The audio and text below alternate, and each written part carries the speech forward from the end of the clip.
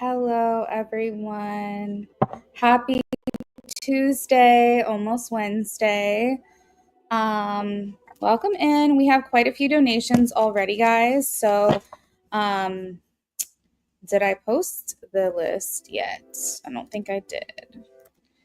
I'll post the donation list in just a second, let you guys know where you are. I'm doing well. Thank you for asking.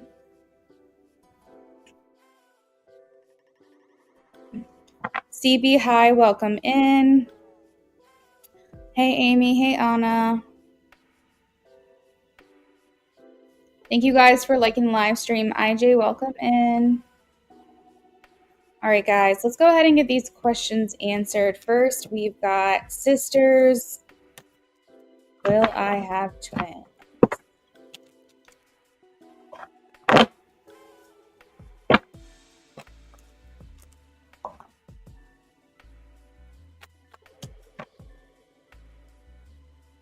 Ooh, I think it's very possible, sisters. I have the chariot here. This depicts like two horses or two lions, either very close in age, your children, very close in age, or twins is what I'm picking up on. We vibes.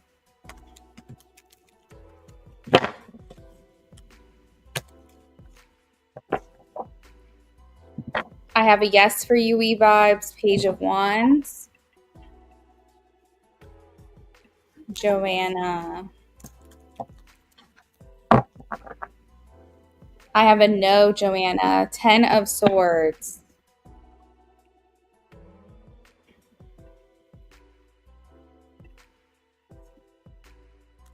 Sweeter. Maybe, most likely not. Sweeter, it's very possible. However, I'm leaning towards a no. I have the 2 of Swords and the 8 of Cups.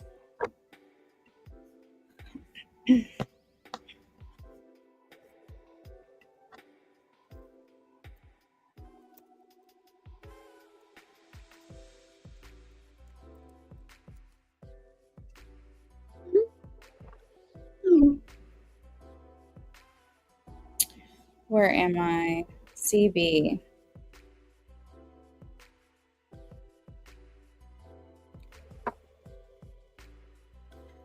So CB, I wanted to remind you that I have a list of things I don't do readings on, like legal stuff. Legal matters are one of them. We'll pull a card for you, and I'll let you know what I see. But moving forward, please refrain from asking that kind of question because insurance, legal, financial, that kind of stuff, I typically shy away from. Unless it's something I can help you on a spiritual level. All right, let's see what we get for CB. CB, I have a yes, Queen of Swords. This is the energy of winning. It's the energy of like having intelligence, research, basically someone that's in charge, that's making the right call, that kind of vibe. Anna.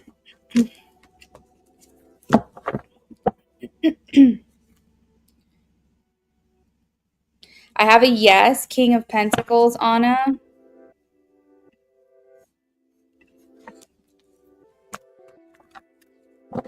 Amy, no, 5 of Cups. Eagle. Maybe, yes. I have the Fool and the Queen of Swords. I would just say, Eagle, tap into that Queen of Swords energy to like ensure success at work. If you're not sure what I mean, look the Queen of Swords up online and see the kind of energy that you would need to embody someone who's of authority, someone who takes charge, someone who's well prepared, that kind of thing. Thank you guys for liking the live stream. I appreciate you.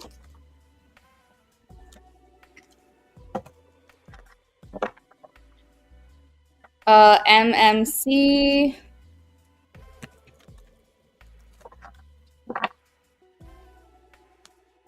I have a no for you, MMC.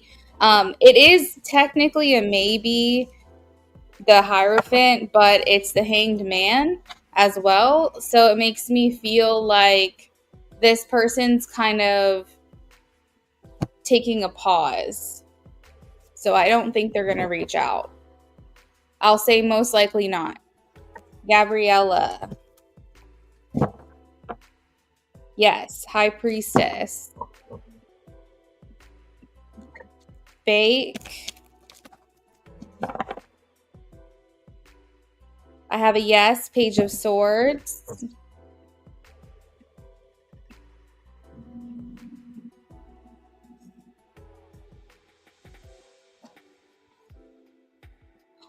Welcome in, everyone. I can't reach out to each person individually, but I am still working through yes, no's. And if you're thanking me for your reading, you're very welcome. Content. I have a yes, Queen of Pentacles for content. IJ. I have a no, IJ, Three of Swords.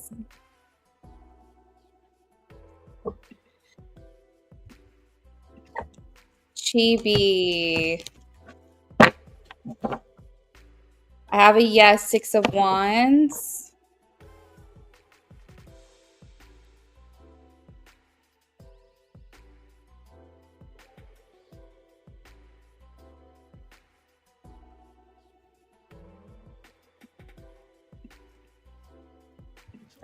Gabriella.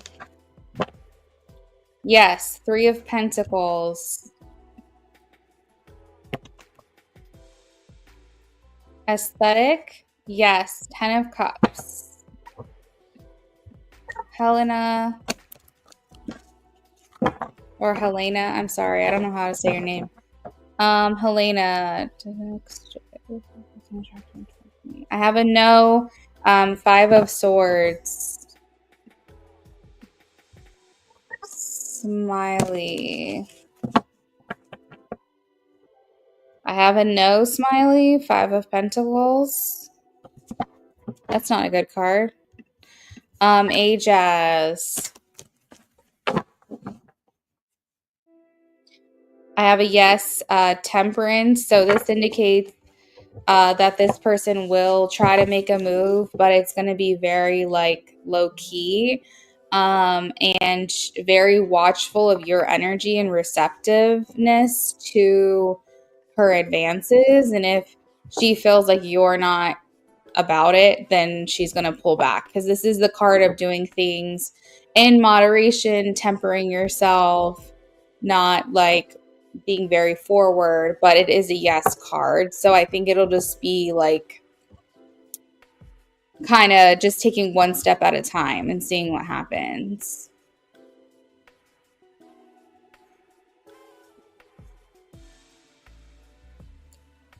James, I have your question. Thank you.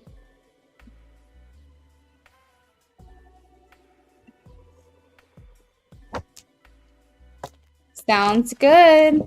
All right, this is for Bassett.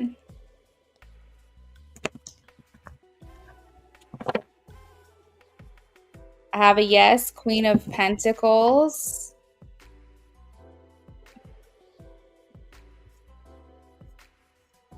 We vibes, probably. You might have to scroll back, but we vibes, one of my only rules is that you like the live stream and that you're here for your question. I just don't like it when people come in after and are like, hey, did you do my question? Like, the least you could do is be here for your turn, you know? So I think I did it. I'm not positive. Just scroll back and see. And then if I didn't do it, feel free to drop your question again, but make sure that you're doing it before the list closes. Oh, you're welcome. Okay. Philomena. Okay, you'll be back. Daisha, yes. 9 of Pentacles. You're welcome, everyone. You're very welcome.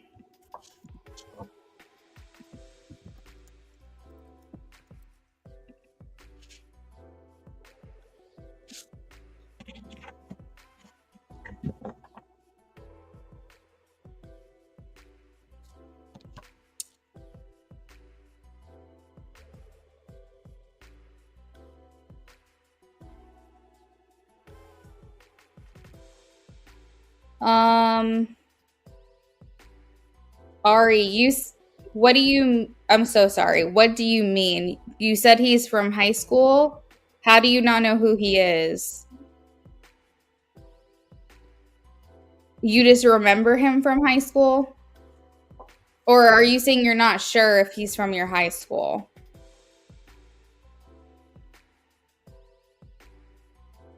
And what are you trying to find out about him? Oh, you've only seen him. Okay. What is it you want to find out?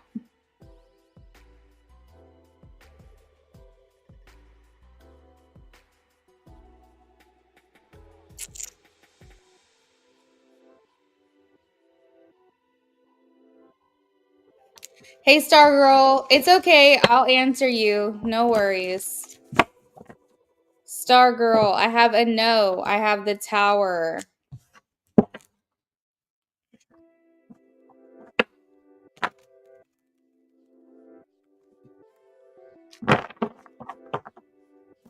Oh, I see what you're saying. Okay, let's do this as a yes/no question for you real quick.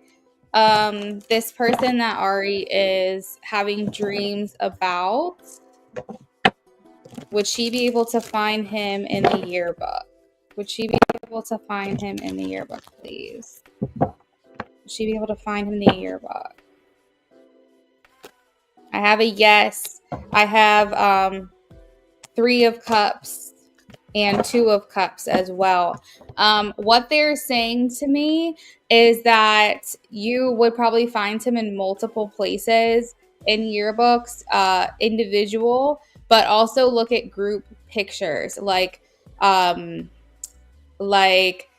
prom or yearbook, like not yearbook, but like, you know, like when people are taking pictures at like sporting events, or like if there's like a drama club or something like that. Like basically they're saying to look him up also in like group photos, maybe like candid pictures of them in the hallway or in a classroom or something like that, because they're saying that there's going to be multiple places and one of them that you'll see him in is a group setting.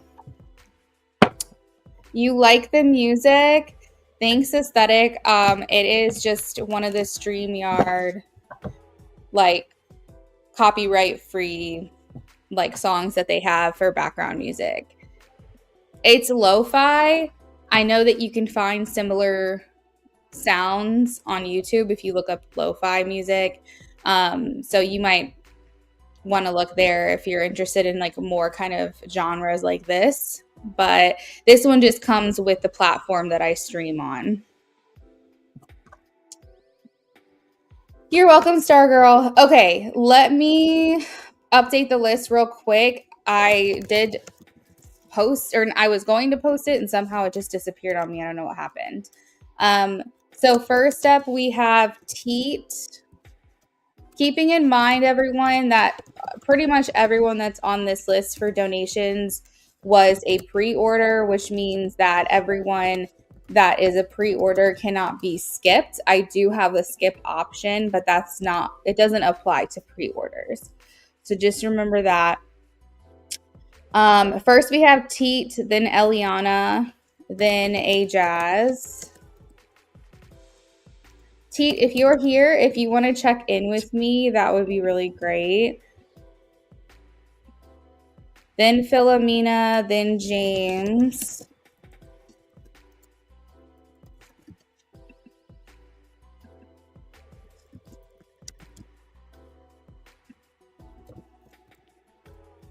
Yeah, everyone got their donations in early tonight.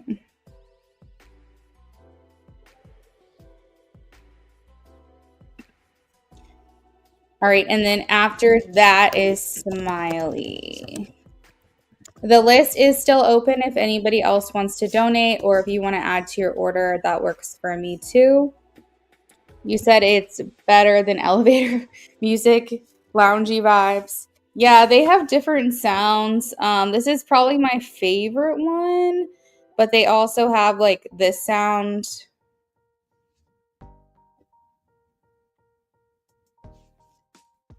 which I've done before.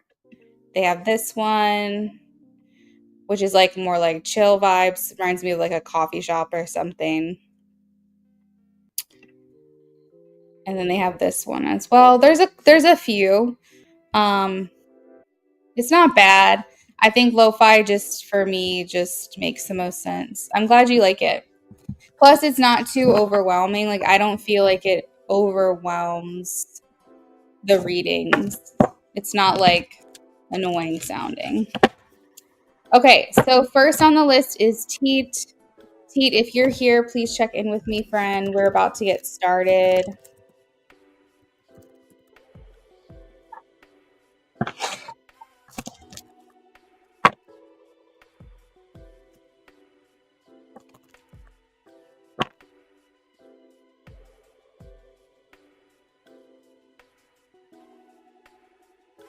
All right, so T says, what's the energy on Walter? Walter is not a supportive energy in your life.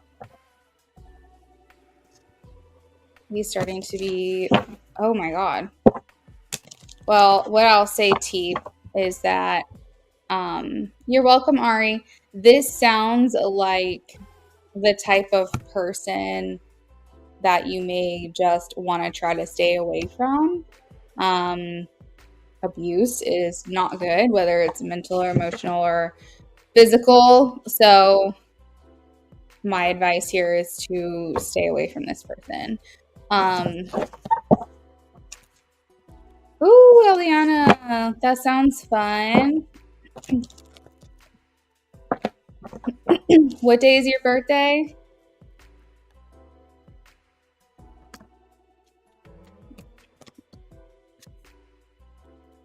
So, T, this is the kind of energy that makes me feel like he likes the underdog, okay? He likes being able to make himself feel good, feel better. So he may have come into your life at a time where he felt like he could help you or that he could make himself feel better by helping you. There's different types of people out there. Happy early birthday, Eliana. There's different types of people out there that get off on like preying on the weak to make themselves feel better.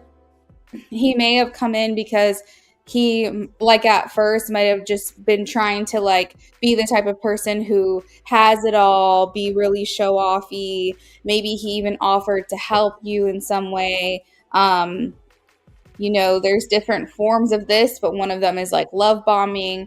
But then there's also someone who just wants to throw money at you to like help you. So I don't know if that's this type of person that was like willing to financially help you, but realizing that you were trying to dig yourself out of the situation, kind of like Pretty Woman you is kind of the vibe. But even if he wasn't trying to help you, I still feel like he was the type of person who liked being around you because he gets off on making himself feel better at the expense of someone else who's not doing so well. So he's going to gravitate towards the underdog, the people who don't have a lot of confidence, the people who feel like they don't really have their life together. And he is going to be around them to try to make themselves feel better. The problem is he wants to keep you down. He doesn't like it when you are figuring things out, when you're finding out solutions for yourself, when you're growing, when you're doing better. He's coming through as the emperor. So it's like this person of authority. Like he's like my way or the highway. Like I know what's best for you. You just need to listen to me. And he's trying to find a way to like keep you down and keep you around is what it feels like to me. I honestly don't know why you keep this type of person in your life. If you are struggling to keep him away from you, um, or you're in a place where you're like, I'm trying to distance myself, but you feel like he is overstepping your boundaries, then you might need to look into legal action. But if you are keeping him around willingly, you need to sit with yourself and figure out why you're allowing this type of person to do this and be this way in your life. Um, and if you are able to like block all access for him to communicate with you, that's what I would suggest. Obviously, you have to do what's best for you. At the end of the day, you have to make this decision for yourself. But it seems like through the messages that you've been sending tonight with your question that you are trying to escape the situation, that you've made up your mind already, that you are very aware to like the fact that he's doing something like this and that you don't like it. It doesn't make you feel good. You don't want to be around it. Um, I don't know if you are in a compromising situation where you can't walk away very easily. My advice would be to seek out some kind of help, create some kind of plan to get yourself out of this situation. But if there's any way that you can like get out, that's what I would recommend. I don't think there's a single human being walking this earth that deserves to be put in this type of situation. So if you guys are like in a relationship or you live together, I think that you have to use your own discernment and you have to figure out for yourself like what is the best step forward and what is the safest way for me to get myself out of the situation. But according to these cards, he is never going to change. He is always going to be this way. And he's probably just going to look after you guys go your separate ways. He's going to find someone else to do this too. So I think that you need to just distance yourself from him at whatever capacity you're able to right now, to eventually, hopefully, make it a permanent disconnect. But that is what I'm picking up. Pete, I am sorry you're going through this. I'm here for you. If you need to talk, feel free to message me on Instagram. But that's what I've got for you. That's the energy. Let's go ahead and move on to our next person, Eliana, who has a birthday coming up. Eliana. So it looks like a pretty decent reading donation. So is it like a channel, then a mini, or is it like a couple other readings? Just let me know what we're doing for you and we can get started.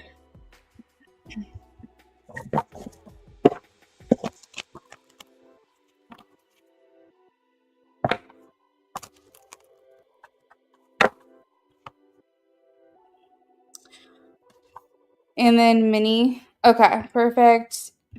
All right, let's see what we've got here.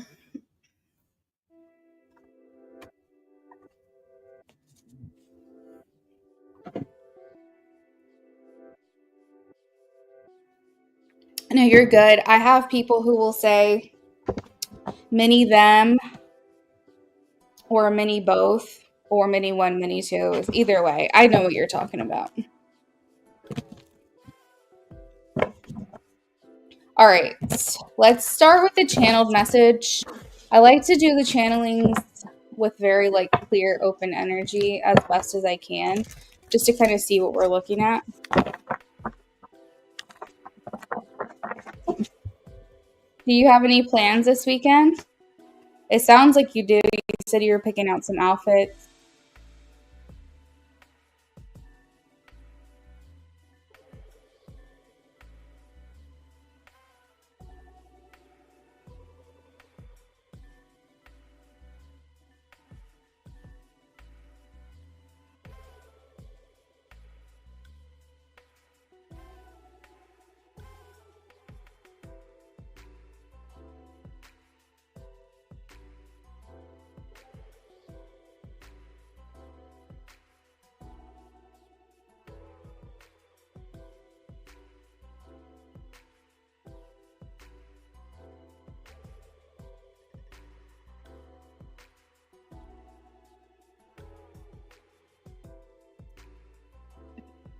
Smiley, that works for me if that's what you want to do.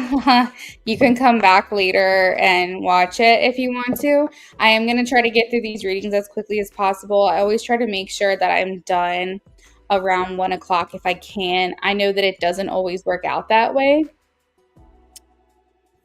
but I will try. Feel free to drop your question.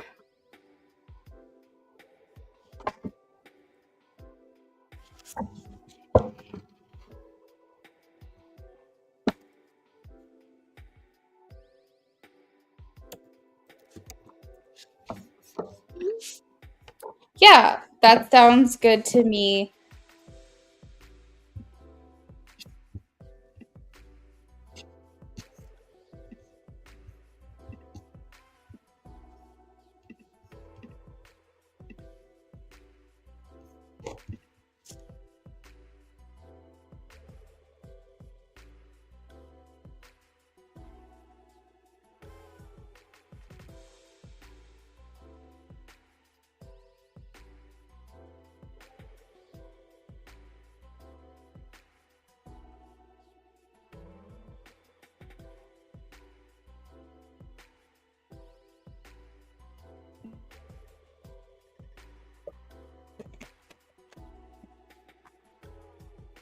New York. Oh, that's so cool. I bet that's going to be a lot of fun. Is there anything like, well, actually, no, don't tell me because this is like public information. I don't want anyone to have any details on you. But yeah, Newark is pretty cool. You've been before?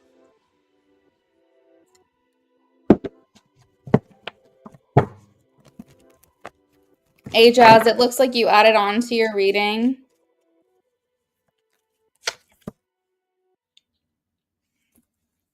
Hey, Sierra, I'm doing really well. How are you?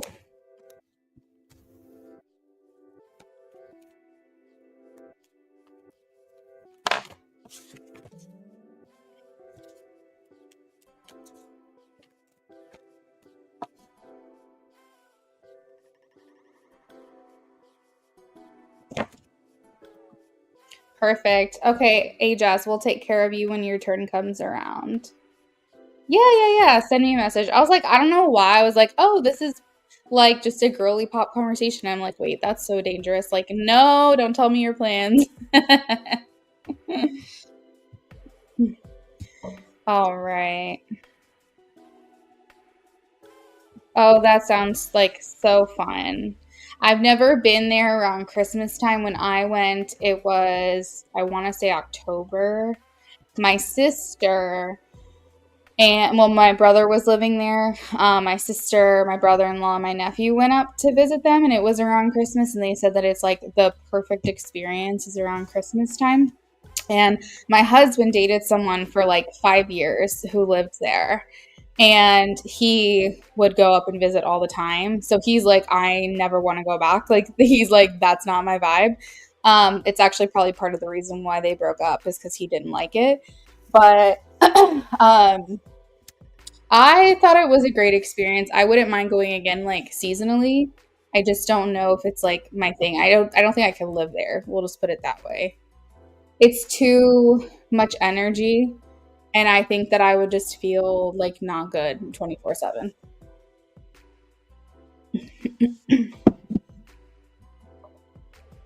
You haven't either, so excited. Wait, you've never been to New York? Is that what you're saying? Or you've never been to New York during Christmas season?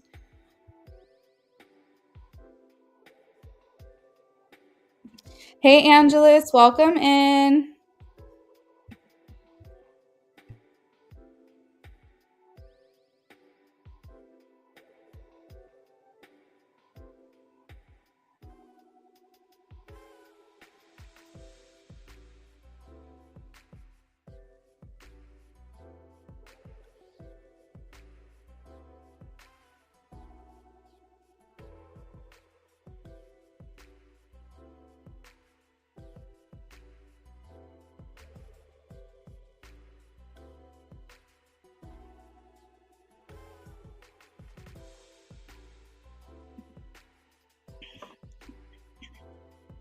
NYC is not for the weak. It's not. It's not.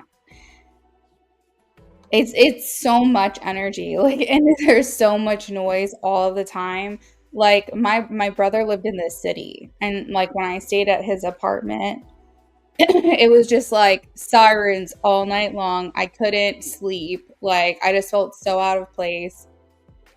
It was beautiful. It was a lot of fun. We did a lot in a very short amount of time.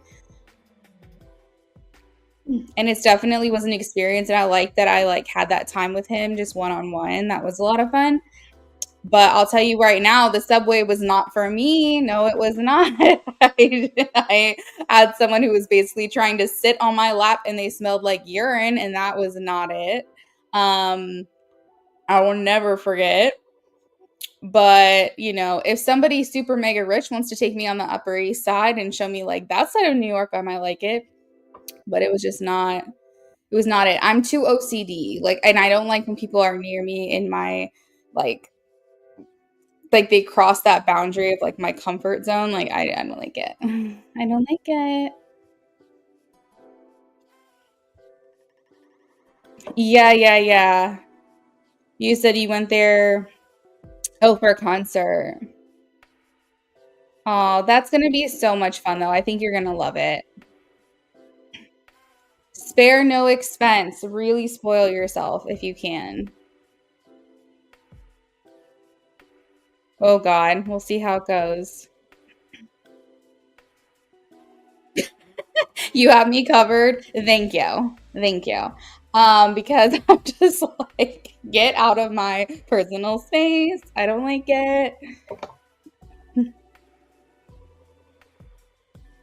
Yeah, no, totally. Good luck driving there, Eliana.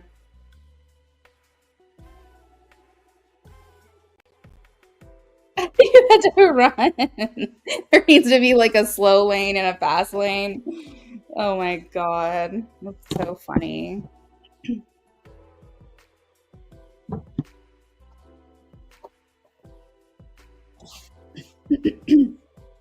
Yeah, it's definitely a different vibe. But like I said, I'm happy I experienced it. I'm happy I went. I have those memories. And I would love to go again, like around Christmas. I think that would be a lot of fun. But I don't think I can convince Brennan to come with me to New York ever again. Like, he actually lived there for a couple of months, and he was just like, and he went multiple times. Like I said, the person he was seeing for like 4 or 5 years lived there, and he was in Virginia, and they were like long distance for a very long time. And he would go up and spend like a month or two or three at a time with her, and like he's just like, I never want to live here, and she was like, well, I never want to live anywhere else, and it didn't work, unfortunately for me at that.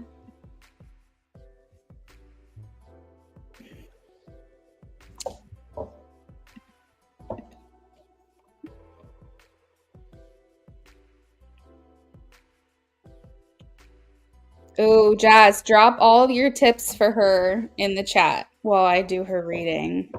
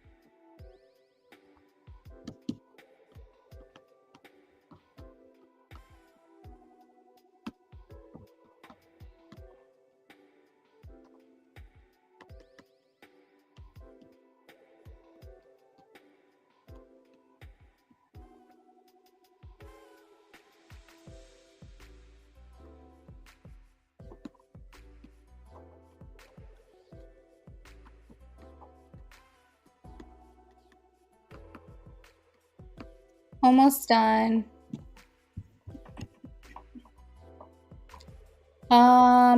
Smiley, I got your question.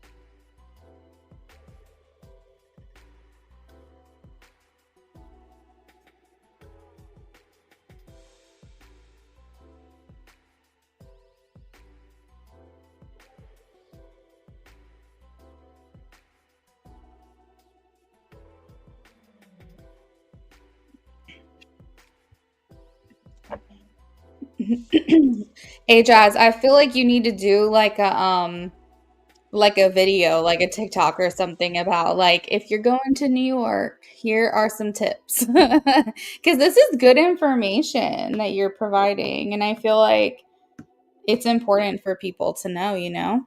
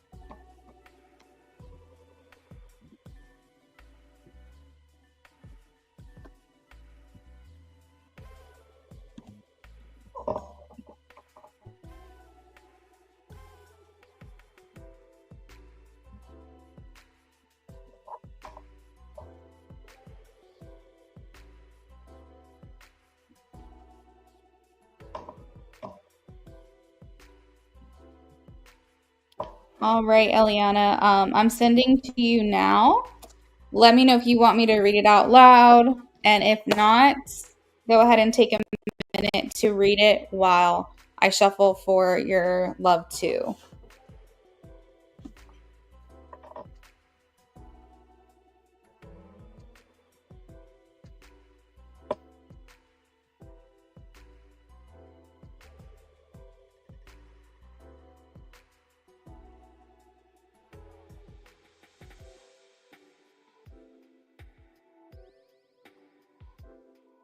Okay. So he says, I've been reflecting on us, and I know I don't want to rush things. There is something meaningful here, and I can see the potential for something more. I also need to be honest. I've been through my share of struggles, and I'm cautious with my heart. I, in no means, am walking away. There's a spark here, and it does excite me. I want to approach this with intention. I know I move slow. I hope it's not too much of a problem for you. I really do have a big heart and the capacity for big feelings. It just takes me a minute.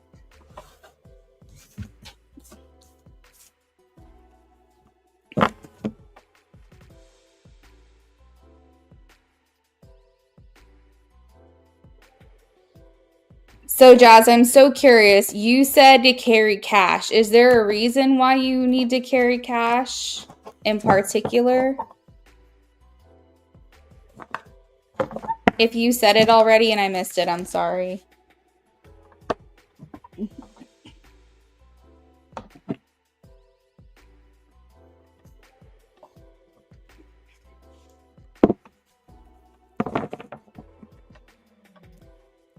Oh, I'm sorry. I wish he was more vocal with you.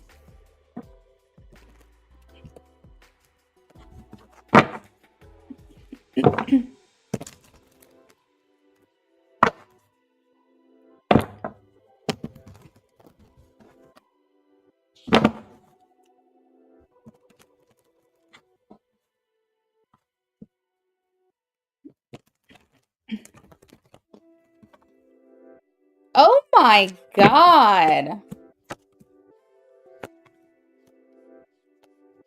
That is wild.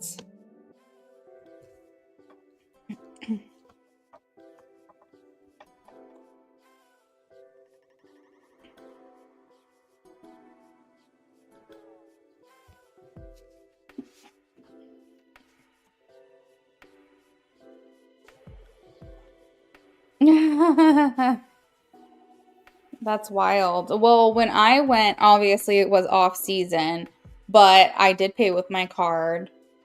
I didn't have any issues. But I think I only went to one place and it was like really low key. It wasn't like a high-end restaurant. It was like a bar vibe.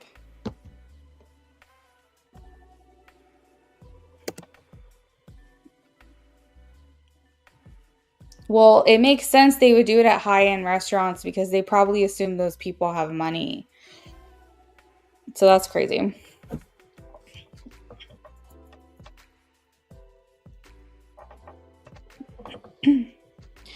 All right, so Eliana, in terms of your love two option, we have really, really good energy here. I am sorry he's been more quiet than usual. I wish that he would be a little bit more vocal with you because I definitely feel that there's attraction for you. And like, it's not even just attraction, it's like, she's everything. That's what I hear him saying. Like, she's everything. She has it all.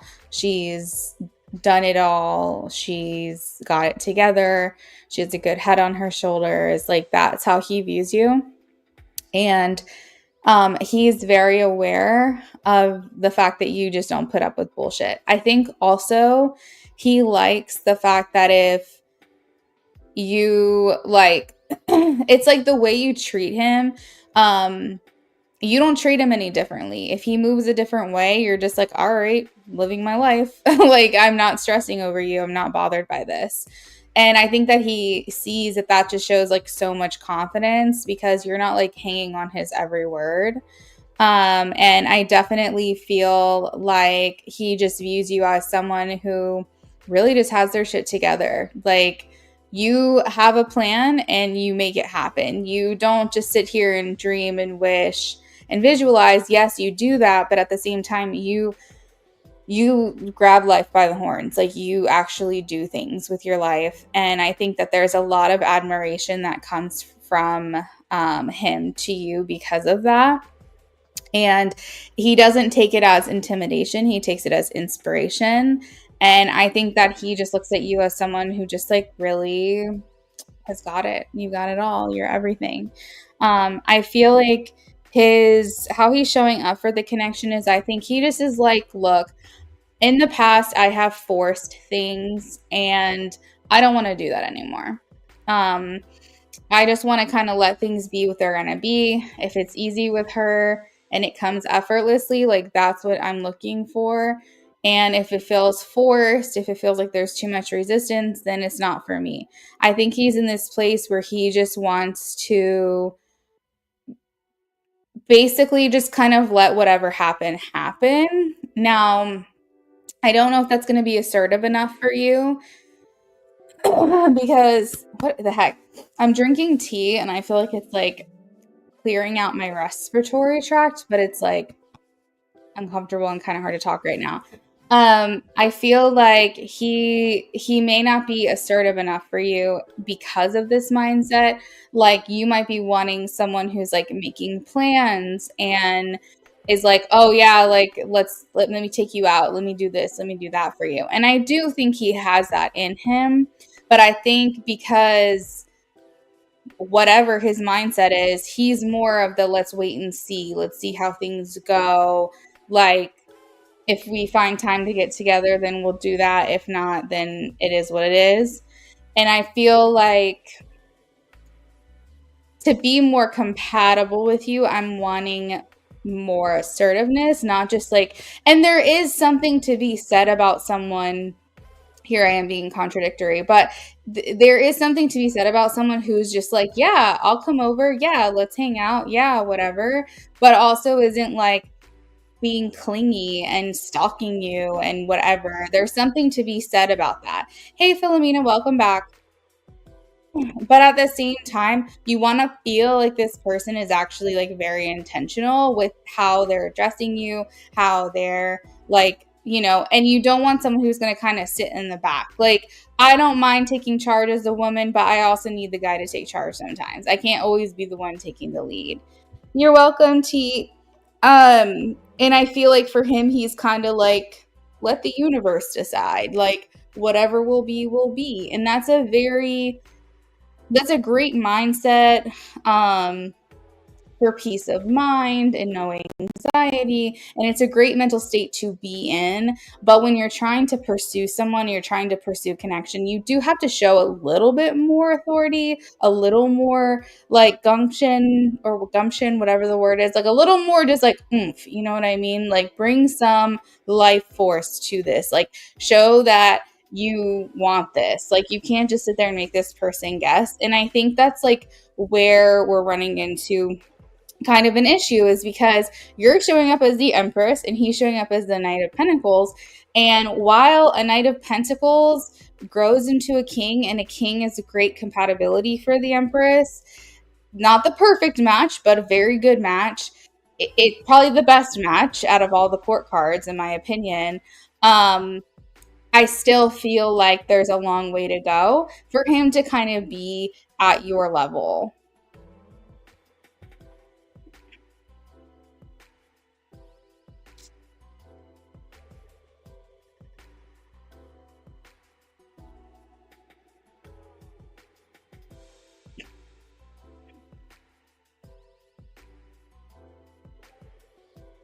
I'm just catching up with the chat.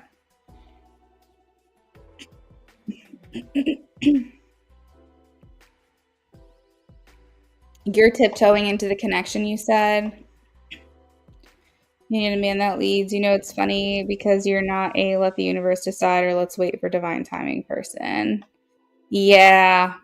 Yeah, that's what I said. You grab the bull by the horns, or whatever my expression was. It's like, if you want something, you go, okay, let's go do it. You don't sit her and beat around the bush about it. It's probably that Mars energy that's within you. It's like that masculine energy. So, yeah. I feel like there's nothing wrong with how he's approaching life. Like, I want to be clear. I think that is a great way to approach life. I think the way you approach life is great. I worry about, is this the most compatible match that could be for you? And I don't feel 100% confident on that. I'm not saying this is a bad match. I'm not saying you guys can't have great like compatibility in lots of areas of your life. But the thing is that if he can't get it together at the beginning, like what does the relationship trajectory look like for you moving forward? I feel like his adoration, his appreciation, and his affection for you is what's really coming through right now, which makes me go, I want to root for them. The problem is, I also have to view this as a reader from your side. You are my client, and I have to try to help bring into perspective long term, like what this could look like. And that's what worries me, is he the best match for you that there could possibly be? I don't feel confident in telling you that.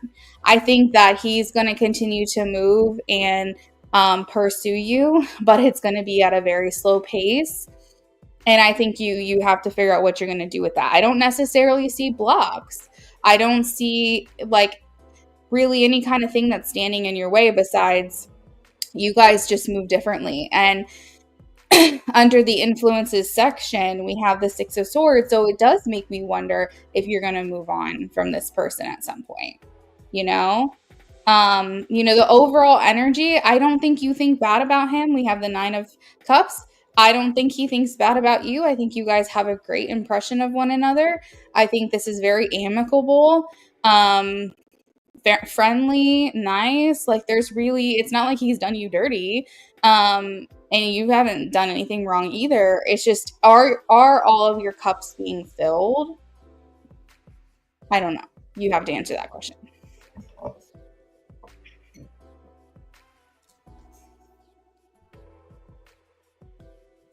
Started making sense because you noticed he started talking more about refocusing on his goals after he knows you're serious about mine. You are inspiring him. I know, Eliana, you get the comment from other people like, oh, you're so intimidating, you're so intimidating, you're so intimidating. I don't feel this person is intimidated by you at all. I think they are inspired by you. I think that you are having them like reevaluate their own life and their own ambitions. That's why at this time I'm also keeping my options open because I feel like God is getting close to what I want, but it's not quite there yet. That's what I feel. Let me know if you have any questions about this. He is. He's definitely inspired by you. And you know what? You know, if that's your only purpose in his life right now, like I think that's a great purpose to have.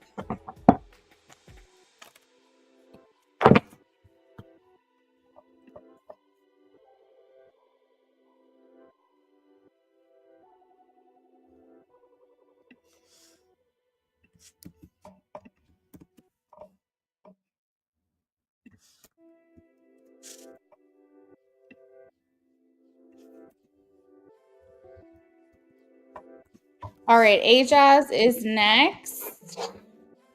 You're welcome, Eliana. I hope you have a great night.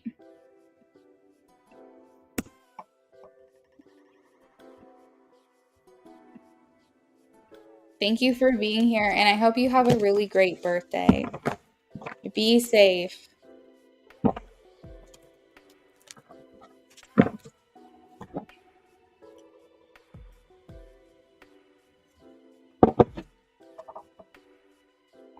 Thanks, girl. All right, Ajaz donated for 2 mini reading questions.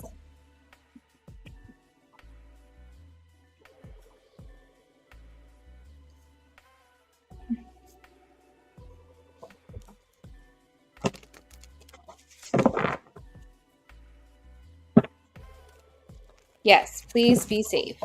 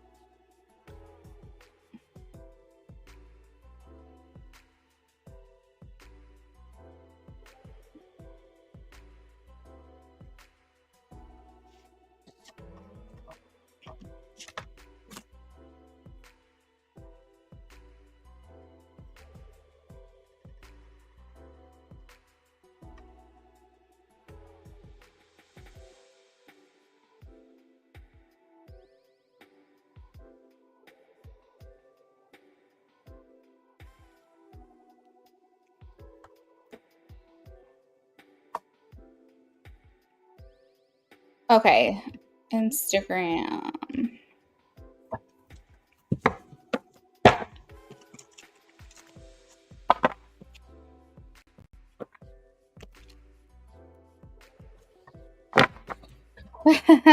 You're making me laugh. You're so funny.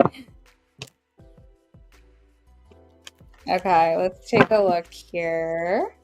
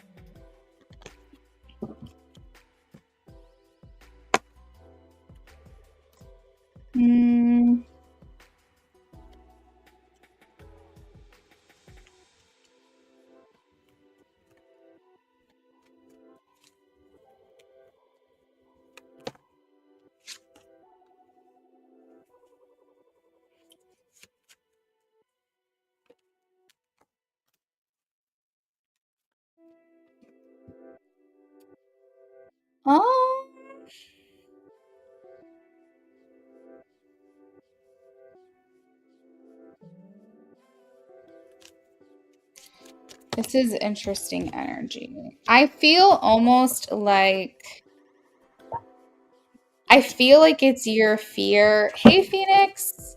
Oh, I'm sorry. Yeah, the free list is closed, friend. Donations are still open, but the free list is closed. I feel almost like, Jazz, this is your fear that's coming in, because I don't feel like I feel I guess it just depends on what you want from this connection first and foremost, but I think that in the end you're going to have a good time with this person. I think you're going to enjoy your time. I don't think you're going to walk away feeling like icky, you know? Like I think you're going to feel fulfilled, feel satisfied, however you want to look at it. Um, I think that like this will just be like a good time for you. I asked what her intentions were and I got similar energy to you. So like, this is very mutual and matched. I asked twice if this is a bad decision and I got no both times. Now, I did see here that it is the moon and it is the hanged man. So what that's telling me is even though this isn't a bad decision, if all you're looking at this as is like a hangout, you know what I mean? Um, I think that you guys would definitely have a good time with each other. But I think that the moon and the hanged man does talk about stagnancy. It does talk about kind of like not really being aware of everything that's going on. Not necessarily ulterior motives, but not being clear on what the motives are here. So, like, for instance, if you are looking to hang out with someone and you're like, I'm doing this to find my next partner, maybe it will be unclear what her intentions are with this. Maybe she's not looking for that. Maybe she's just looking to hang out. So I think that the moon and the hanged man indicates to me that you may not be able to blossom something more with this person. And on a relationship level, it doesn't necessarily mean it's not going to happen. And it doesn't necessarily mean it's a bad idea to spend time with this person. However, if you're just in it for the moment, I think you very much can enjoy yourself. And I think she will too. I think we just have to be clear on like what this is and maybe just have to like vocalize that in the beginning, unless you know, oh, I'm not going to catch feelings for this person, unless you are sure about that and you're just like, I just want to have a good time, then I think you're fine to do whatever. So, but yeah, I do think that it's your fear making you question if this is a good idea, because I think you deep down you want to, but I think you are worried about the integrity of this person. So it's your fear kind of kicking in and going, is this a good idea? Is this going to screw me somehow? Like, what's going to happen spending time with this person in this way? And so, you know, I think you have to figure out what is your priority here. You know, are you looking for just a hangout, a hookup? Are you looking for like a relationship? Are you looking for just like a good time? Because I think that depending on what your priority is can definitely give you a better answer as to if this is a good idea or not. So what I will say is wherever you land on this spectrum, I don't think a relationship is going to come out of it. I do think a good time will. Okay. So then if your intention is for a good time, I think you will very much enjoy yourself. Very, very much. I think you will have a great time.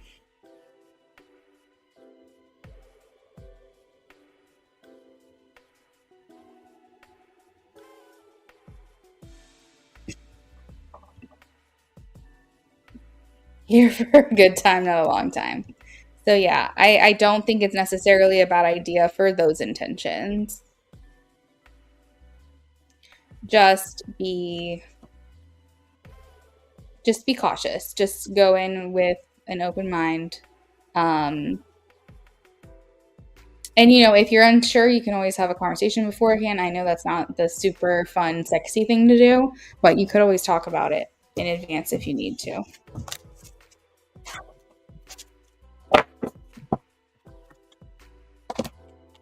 So yeah, I did ask a question in regards to her and how she would feel after you guys spend time together, and I got really good energy for her as well. It's very similar to yours. Happy, fulfilled, no regrets, had a good time, that kind of vibe. Um, it's more so just the capacity of like what your connection could turn into after that doesn't seem very fruitful. It doesn't seem like there's a long place to go or a long way to go after that. It seems more like this is what it is, and let's just enjoy it for that, is what it feels like.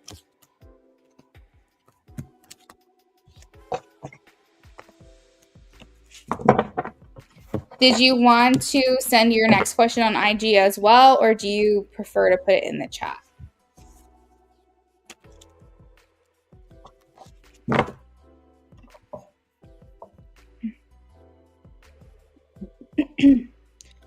You and her like your space. Hey, Iceman, welcome in.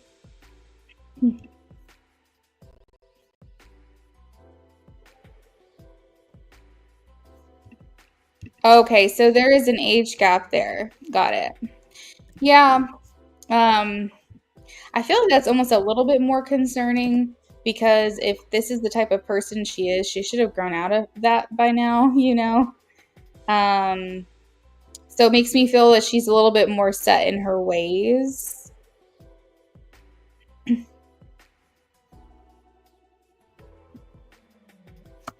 Philomena is next. Philomena, after I finish up with Ajaz, it will be your turn.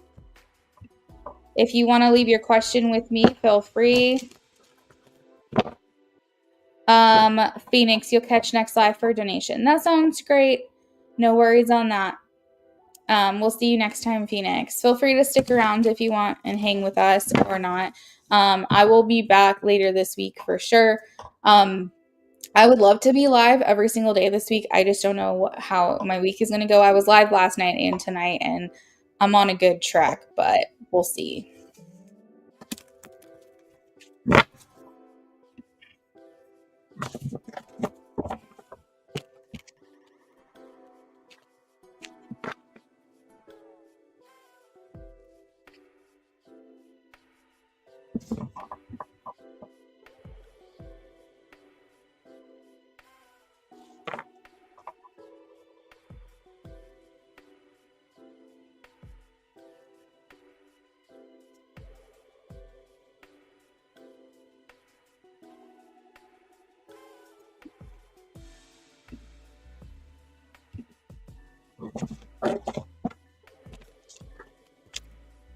Oh, all right, Jazz, let's shuffle for you.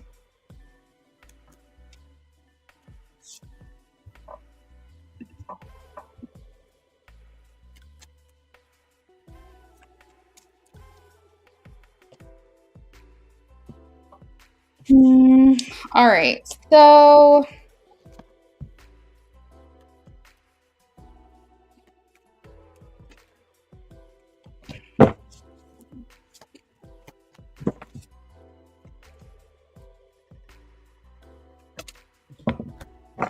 you brought a sense of comfort to her that she feels she's never really gotten from anyone before.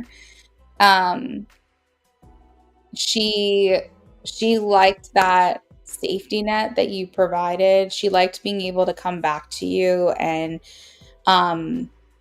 feel that sense of familiarity. And what this is telling me is that it was more about what you could do for her versus what she felt for you. Now, I do think that there were some feelings here. Did she fall in love? I'm not picking up on that. I do feel that let's just put it this way. I think that you are going to be someone that's going to be like the one that got away. I think you're going to be the person that she's still like stewing over and like, like sad about years and years and years later, when you're like, if you just acted right, like when I was in your life, then we really could have had something. And you're going to be far moved on. You're going to be like in another relationship or married or whatever. You're doing something different with your life, and she knows that she can never access you anymore. And this is going to be, you're going to be one that she just can never forget. She can never get out of her head. And the issue with that is that if she had, but like, it comes paired with no regrets though, because if she had to do it all over again, she would have done this exact same route. It's more like, I want my cake and I want to eat it too. Like, I'm not willing to change aspects of myself, but I wish that I still, it's almost like her only regret is that she doesn't have access to you anymore. And so you are the one that got away, in theory, that she will still pine over for years to come while you have moved on. But if someone were to say, if that's why the one that got away is like so profound, because it's like, that you wouldn't have done anything differently because you made the decisions that you made at that time because of the place that you were at that time. And that would never change. Therefore, you would never change. Therefore, the circumstances would end in the exact same way. But you still will pine for them. You'll still hold a candle for them. But that's more about your own ego. It's more about the fact that you're just sad that you don't have access to them anymore.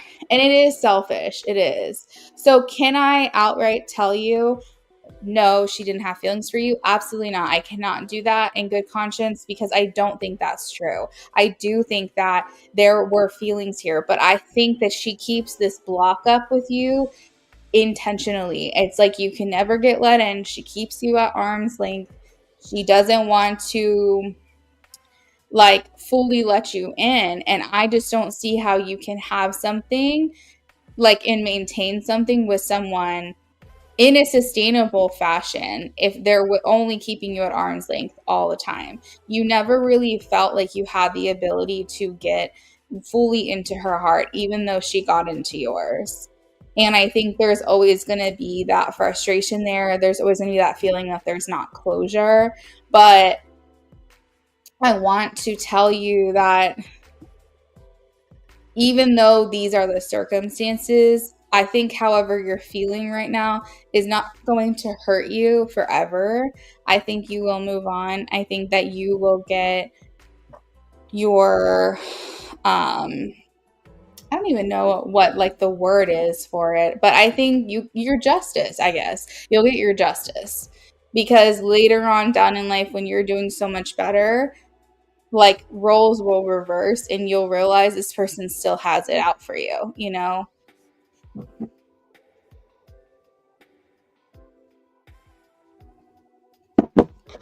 Yeah, exactly.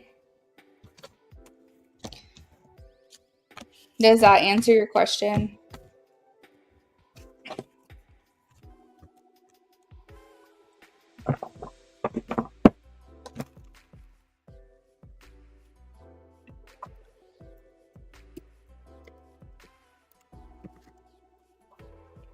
I know, Jazz. There's a lot of that's happening right now with a lot of the people I do readings for. It's almost like the facade is like cleared. It's like the glasses come off, the veil drops, like however, whatever expression you want to use, it's basically like suddenly the haze clears and all of the people I've been doing readings for are seeing the person that they were pining for like in such a new light, in such a different light. They're like, wow, yeah, no, this is not going to work for me anymore. And I think it's the year coming to an end. I think we're coming into a 9 year next year. And that indicates like the end of cycles. It's like, we're ready for something new, ready for something better. Next year is a very powerful year in numerology. And I think that we're all just getting to the point where we're like, I refuse to look at someone with rose colored glasses. Like I want to see you for who you really are. And that's like the Aquarian age. It's the progressive, like we're not going to stay stuck in these same patterns. We are going to move forward. And, it's definitely a collective thing that's happening, Jazz, with not just the people I do readings for, but just everyone in general. We refuse to continue to like live this same narrative and allow ourselves to be treated in a way that's not in alignment with us. So you're not alone in that. So don't feel dumb. Don't feel hurt, because why do you feel dumb? Why do you feel hurt? Because you were giving your love to someone that didn't deserve it. But that's not your fault. That's their fault. I'm glad you realized it sooner than later. I'm glad you figured it out. But it's not on you because they didn't appreciate you. That's not on you to have to feel. That should be on them, and they will feel it. It'll just be a while from now, probably. Yeah, how do you build a life with someone who's doing that? You know? You can't.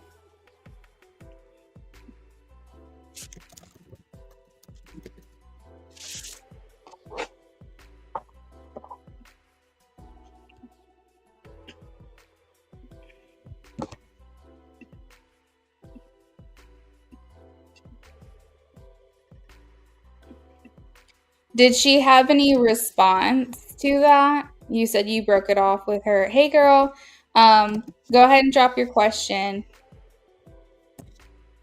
Jazz, did she like respond to you in any way?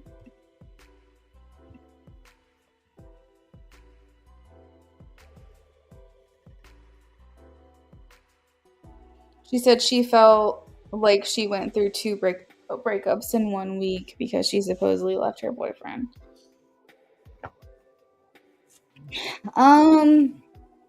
Yeah, I can't really say. It feels pretty final between them. The energy feels pretty final, but I bet there's going to be a moment of weakness where maybe they're not necessarily getting back together, but that they interact. We'll call it that, interact in quotations. There's going to be a moment of weakness between them because I think there's still residual stuff left there. I think that you feel pretty dead set that this is final for you.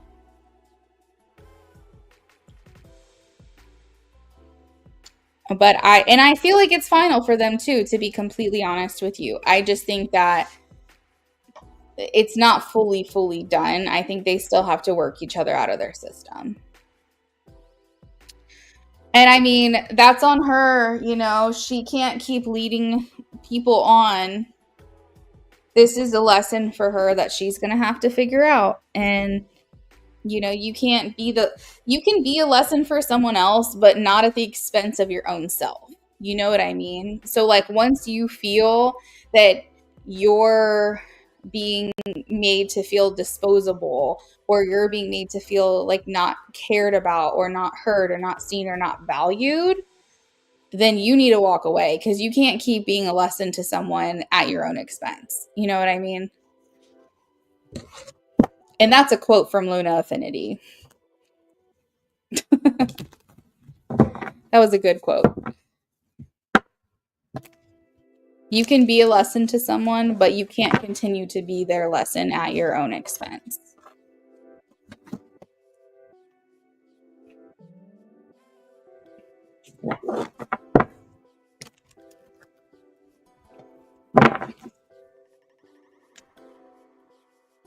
Done with her. No, she's going to go.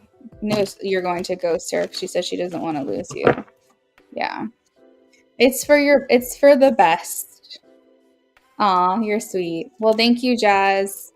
I hope this helped you. Philomena, we are shuffling for you. I have you for an in-depth reading.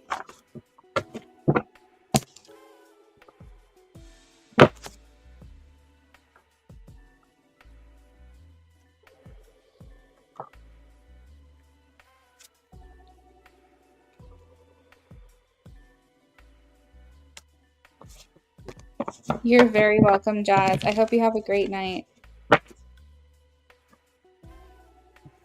Philomena, his intentions. I think he wants to take things to the next level with you, Philomena. I think he would love for you to be his girlfriend. I think he wants to commit to you. He wants to care for you, make you potentially a part of his family, because we have the Four of Wands here. I feel like he wants to work together to kind of build something with you. I do still feel that looming, lingering energy of him not fully like sure where it is that you stand with him, like in terms of have you let your guard down a little bit more, have you shown him more of your warmth and more of your interest. It still seems like there's that energy hovering over you both where he's saying, I'm trying to make her feel, you know, that I'm being true, that I'm being genuine, and I hope that it's being received well. I hope that she knows that I do care about her well-being and care for her, but I don't know how it's being received on your end. That's kind of what he's saying. He's not, maybe you're taking things one step at a time. And I think that he sees a future together. Like I do. Because we have the Three of Wands. So this talks about like he's planning the next steps. Like he's trying to think of things to include you in, or like, oh, I've got this such and such plan on this day and I can bring a guest. And you're the person he thinks of that he'd want to bring. But I think that he also wants to make sure he's not overstepping your bounds, that he's not like putting pressure on you. But I think that his intentions are to continue to build this connection. The other day you told him you were scared because you don't know if it's because of your past or he's playing you. He told you he was going to give you the reassurance you need. Aww. So, Philomena, when you feel scared, have we talked about this before? There's different areas of your body. When you're feeling an emotion, it's associated with a physical part of your body as well. So, for example, when you think of being scared, is it in your head? Is it like a lump in your throat? Do you feel it in your chest? Do you feel it in your stomach? Like where, when you think of being scared about letting yourself like put yourself out there or let this person in, where are you feeling it in your body? If you could put a body part to it. So your head is associated with anxiety, mental conflict, worry, that kind of thing. It's basically associated with overwhelm, overthinking, everything that has to do with the mental. And so what this is telling me is it's not so much your fear, it's more so your anxiety about the outcome, about what could happen. And yes, those can go hand in hand, but I think it's more so you're overthinking it. You're thinking too much about this and you're not taking enough at what his actions are showing you, and you're worried too much about, in your throat or your chest. So so I'll kind of break it down. So your chest is your fear, and that is basically like when you like are like scared to do something or don't want to do something or feel like something bad's going to happen if you do that thing, stemming from fear. And then if you feel it in your stomach, it's your intuition. Your intuition is trying to tell you something about the situation. Your throat is like your throat chakra. So it might feel like you're trying to repress certain feelings and maybe not be as vocal about them. You're just trying to push them down or hold them back and not actually allow yourself to feel. So what I will say, Philomena, is that if this person's doing good things and you feel his care and you feel his love and you feel that in your gut, in your stomach, I feel like you should trust that feeling. If you are feeling scared and it's in your stomach, then I think that's something to consider because your gut never lies. But I think that because you're feeling it in your head, you're associating it with your head, it's just important to realize that this is your own worry. This is your own concern, your own anxiety over the situation, that you're really just trying to do everything you can to protect yourself. Your brain is here, your ego is here to protect you. And I think that's what you're doing. And what's making it a little bit sad is the fact that you can't allow yourself to fully enjoy these gestures that he's trying to make to show you his care for you, because your immediate thing might be, well, what is he trying to do? What is his ulterior motive? Why would he be doing something like this? Like, is he trying to like butter me up so that way he can break my heart later? Like, why would someone just do this out of the kindness of their own heart? Like, that might be thoughts that circulate your mind because you're immediately going to go to, well, what's his motive? Why is he doing this? When really, I think he's just genuinely trying to be a nice person. But you can't let that happen because your defense, you've got that defense up. You wake up every day and wait for something to happen. Oh, my dear, I think that's definitely something that you're going to have to work through. Someone else can only give you but so much reassurance. And as I tell people that the only way you're going to be able to work through this is once you realize that your fear of losing him is greater than your fear of letting him in. And that is when things are going to shift for you. So I think that either you've got to work on this like in therapy or, you know, maybe journaling and really trying to get your thoughts out there. What is this saying to you? What are you feeling when you have these feelings? Like, you can probably work on some things on your own. But basically, and I think you said you had been to therapy, but I feel like you're going to get attached to this man whether you want to or not. I feel like this person is just a good person and they are doing nice things for you and they're trying to provide reassurance. But when you come from a background of transactional love, you see it as, oh, he just wants something from me. Like, he's just trying to get something out of me. And that's why he's doing this. Or when you come from a background of love bombing, you're like, oh, he's just doing this for now. And then he's going to stop and he's going to break my heart. So you have a hard time being able to just experience the good intentions. But what is he supposed to do? Because he's trying to show you through his actions that he cares for you. And it's not his fault that there are dickheads that came before him. He doesn't know how else to reassure you. You have to, at some point, think to yourself, is this a man I want to be with? Do I want to explore this further? You said, yeah, your friends met him and they were telling him how good of a guy he is. And, your friends know you so well, and they're gonna know, like, if this guy is bad news or not.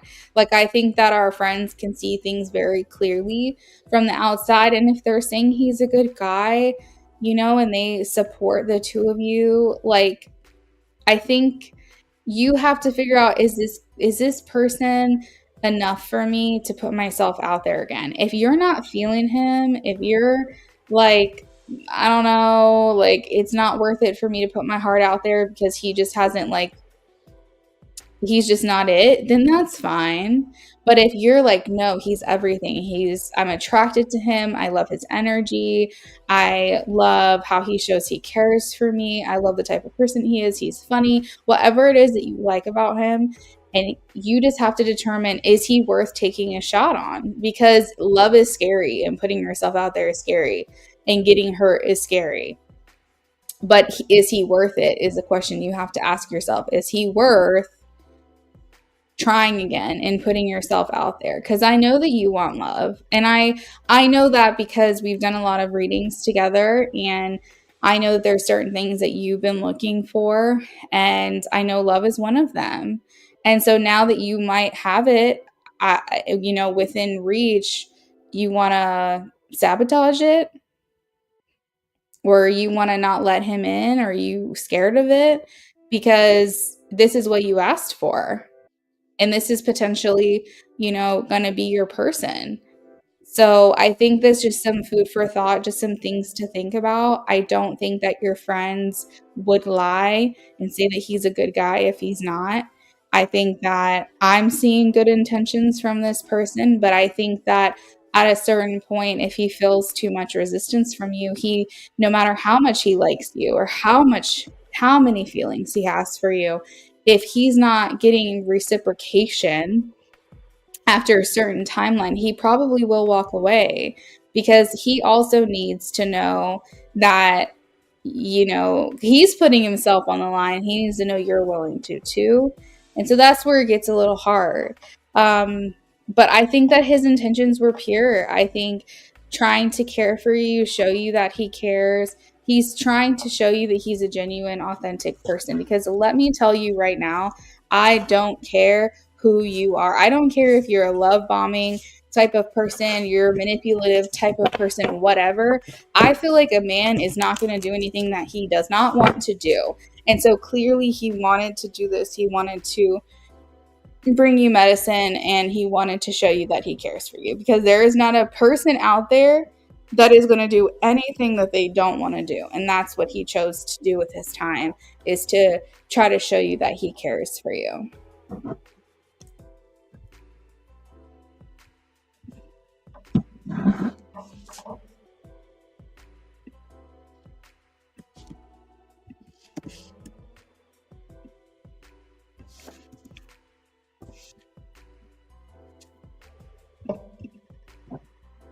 He said, Luna, you planned a date this weekend. Ugh. I'm so happy to hear that. Look, girl, I just want you to be happy. That's all I want for you. I want you to feel love, and I want you to be in love, and I want you to experience that companionship, that best friend, all that good stuff. But all of that is on the other side of your fear. And you could get your heart broken. That's worst case scenario. It could happen. But what if it doesn't? What if it's the complete opposite and it's everything you could have ever dreamed? You're never going to know. You're going to continue to live this neutral life if you're not willing to put yourself out there. And I'm not saying jump the gun. I'm not saying completely fall head over heels for this person before you even get to know them, but give them a chance. Like, open up and allow yourself to feel some feelings for this person, and go from there. But make sure this person's worth it. Make sure this person gives you all the feelings. Make sure that, you feel the tingles and the excitement, and you look forward to seeing them, and make sure that you're attracted to them, and make sure that they're a good person. You can take it slow. I'm not saying jump in head first, but I do feel like this person has good intentions. And I feel like, if you feel all your boxes are being checked, I think you need to put yourself out there. That's what I'll say. I know, it happened really quickly. It happened really fast. But in the grand scheme of things, it didn't, though. I think because, you've been looking for, a really good, solid relationship and someone to be in love with for a while. It's not like this did come kind of out of nowhere. And I will say, a lot of times that's what happens. A lot of times you're not even looking, and suddenly you found the love of your life. But that's because you are coming from a mindset of attracting versus chasing. And so a lot of times, the second that you go, never mind, I'm done here, then that's when this person's going to pop in. It happened to my mom. It happened to me. It happened to my sister. Everyone I know, if they're not looking, that's the second they find their person.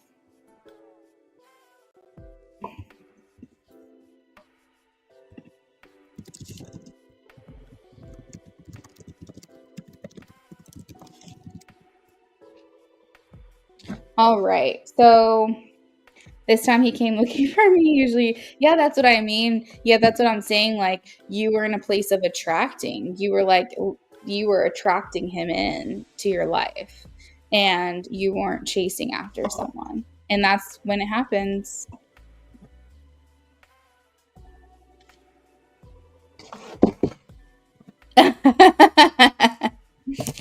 See, he knew what he wanted and he went for it.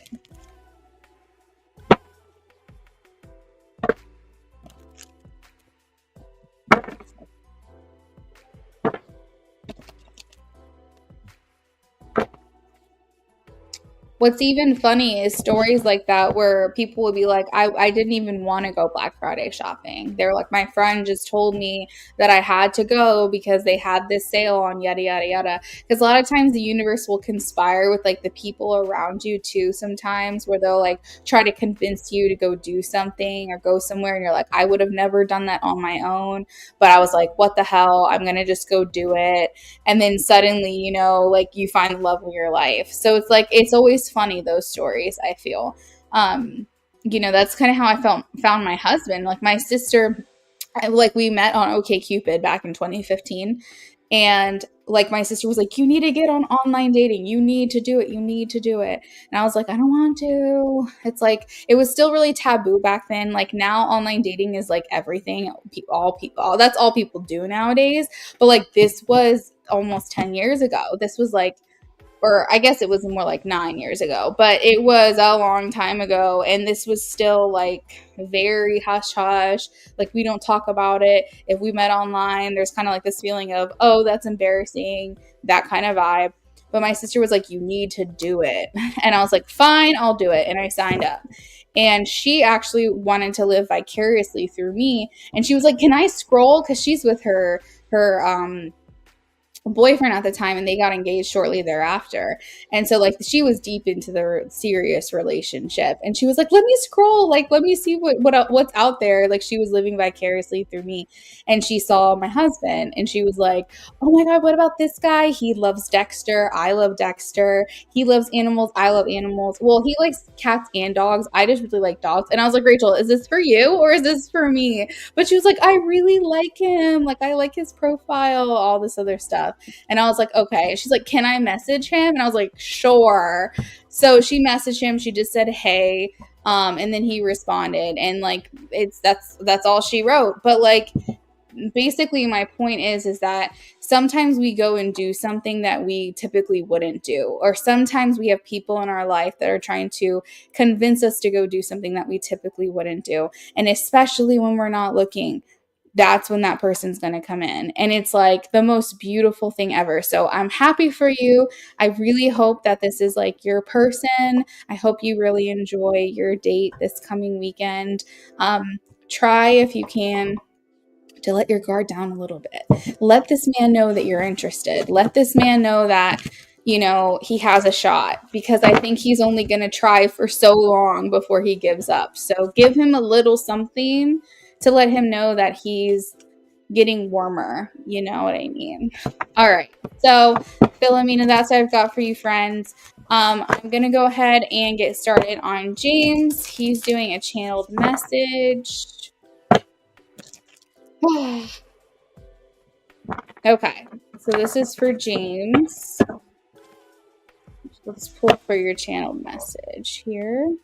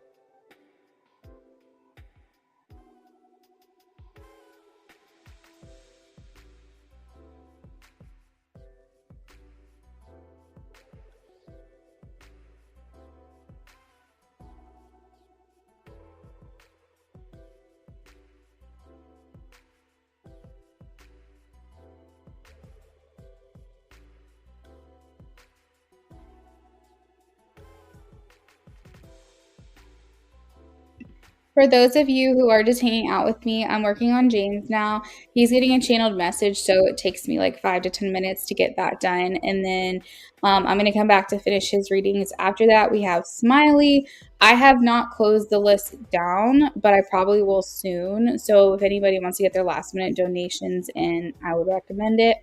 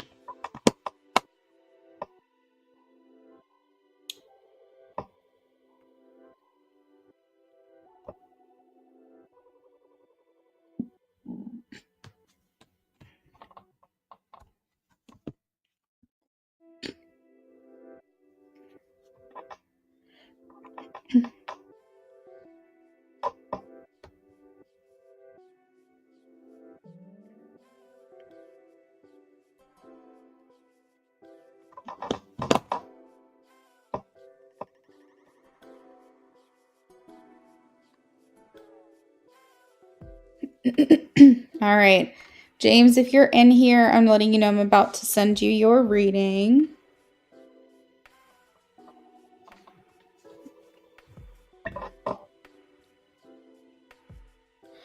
Okay. So she says, this whole thing just really bothers me. I don't do the whole let me show how much I care every second of every day. And I know I keep things to myself because I don't know what I want until I know. I don't sit and think about things so deeply. I just know when I know. And for you to act like I don't have feelings truly is a shitty thing to say. But I'm not playing games. If I wanted to play you, I'd be doing it differently. I won't dive in head first into some perfect little fairy tale, and don't expect me to be your emotional punching bag to make things easier for you. I'm not going to pretend I'm something I'm not. Whatever this is that's happening here isn't good. I think we just need space.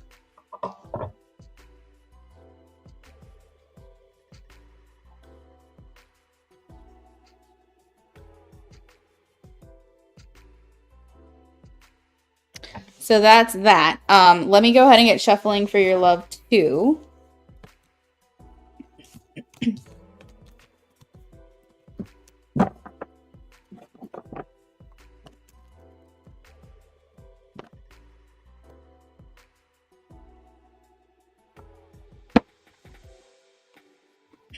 I love 2 for James and Patty.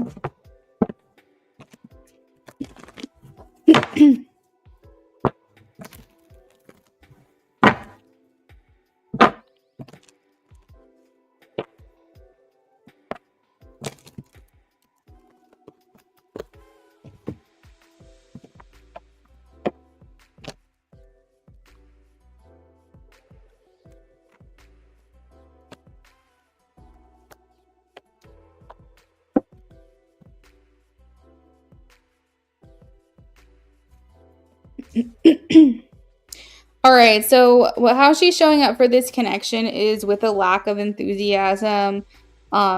She doesn't really have a lot of expectations for where this is going to go. I think that she feels like this connection is filled with a lot of ego right now. And I feel like she feels that, like, how do I word this?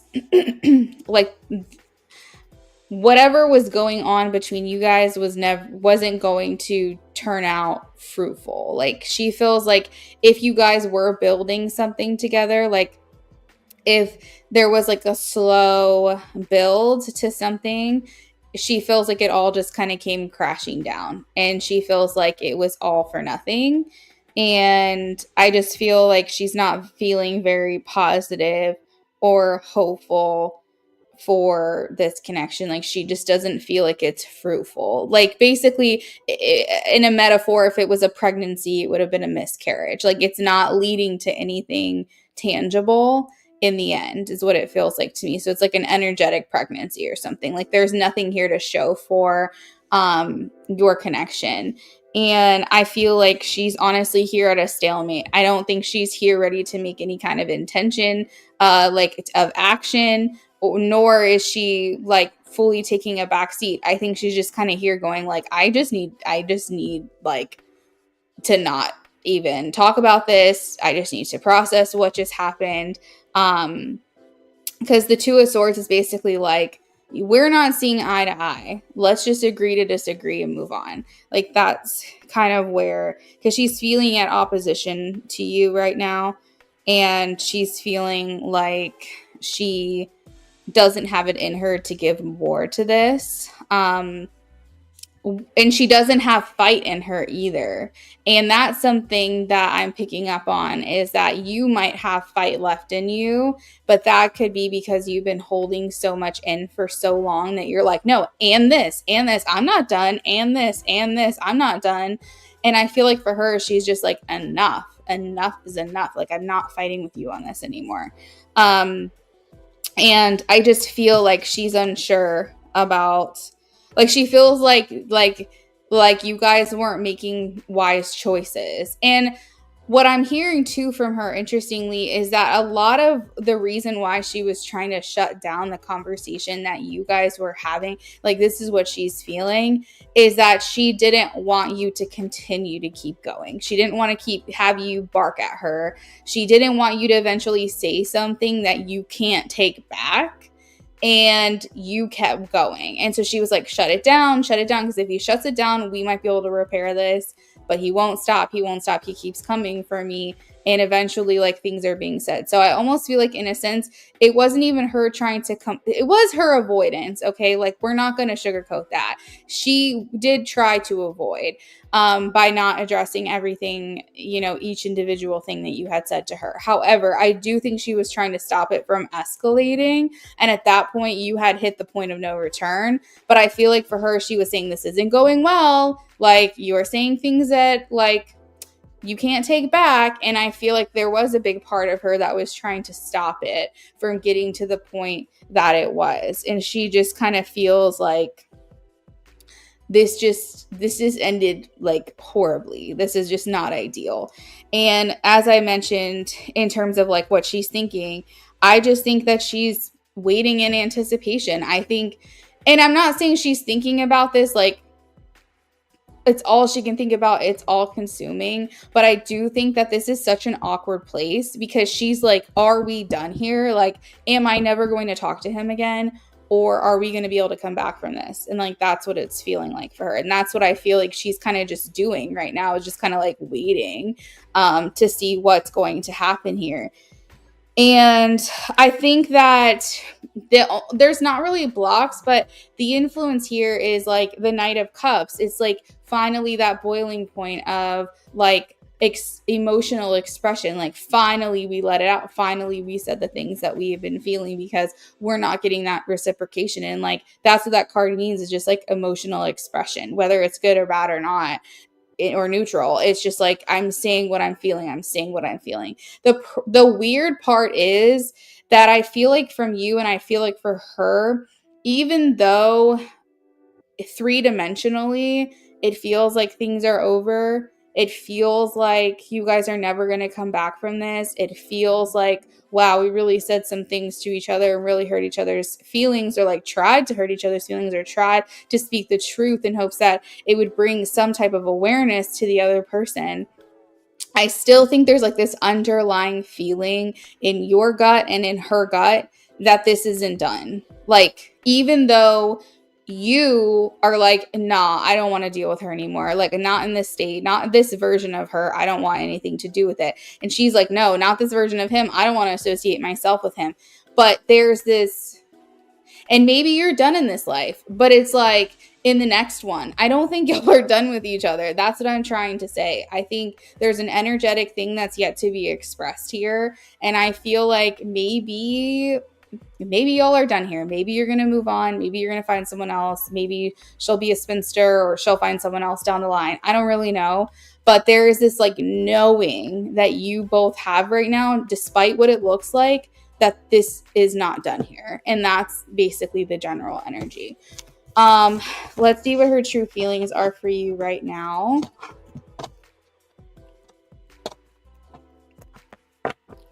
True feelings for James. True feelings.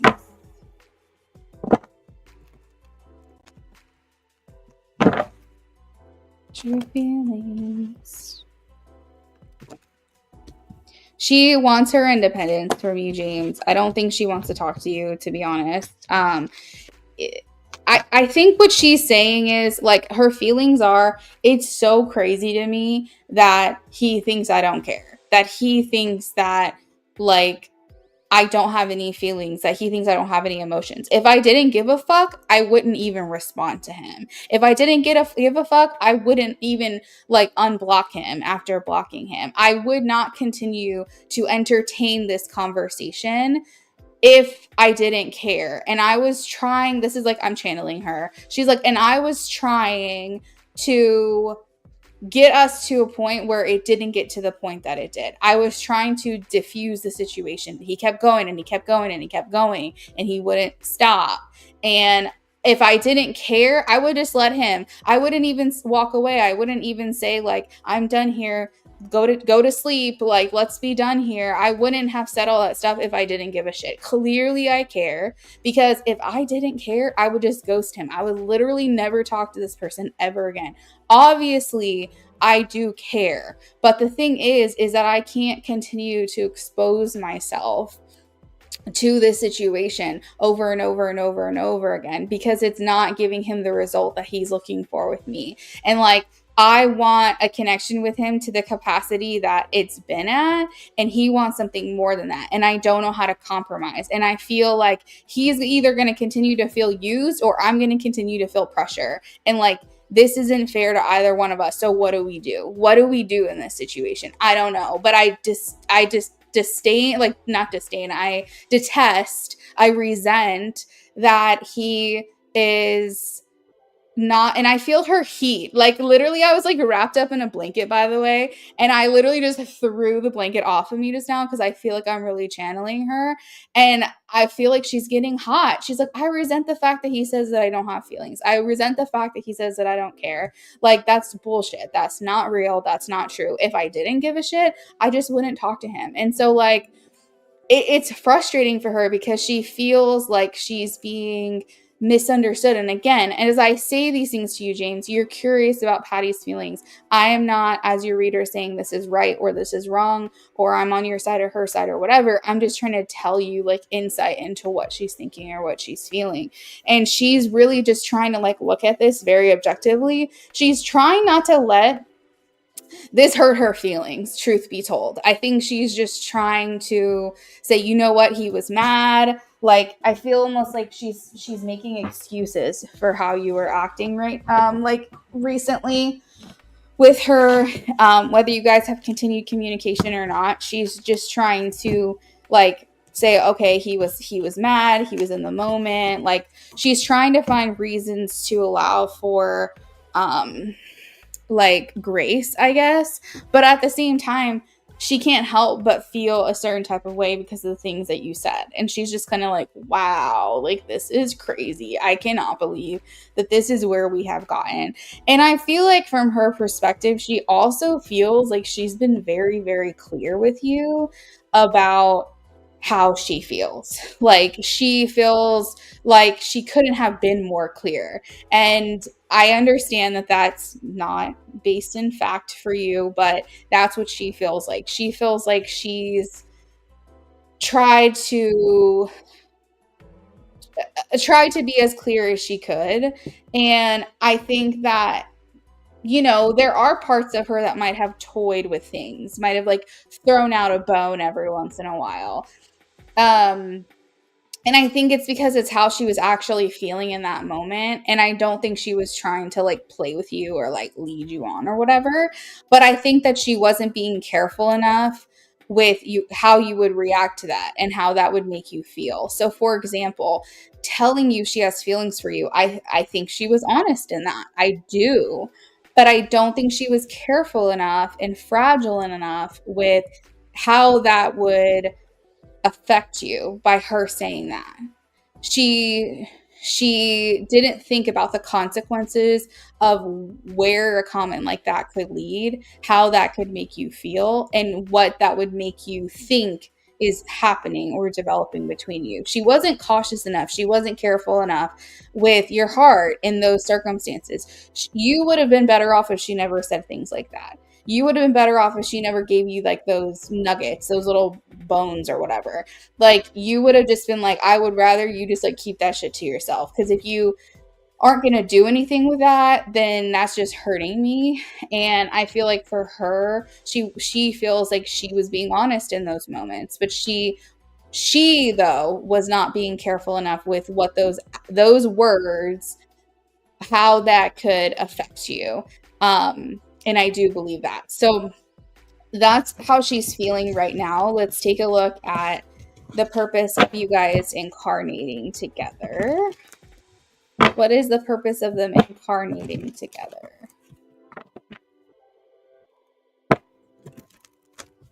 What is the purpose of them incarnating?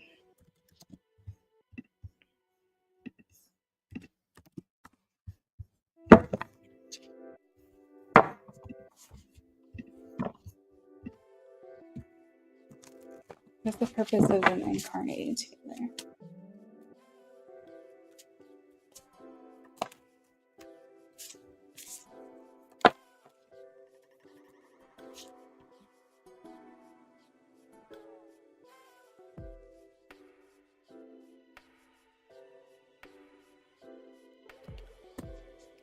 So there's a part of a message that I'm getting, and that is that every single time you guys incarnate, it's like you're trying to rewrite a story. You're trying to see your connection play out in some different kind of way, and you unconsciously choose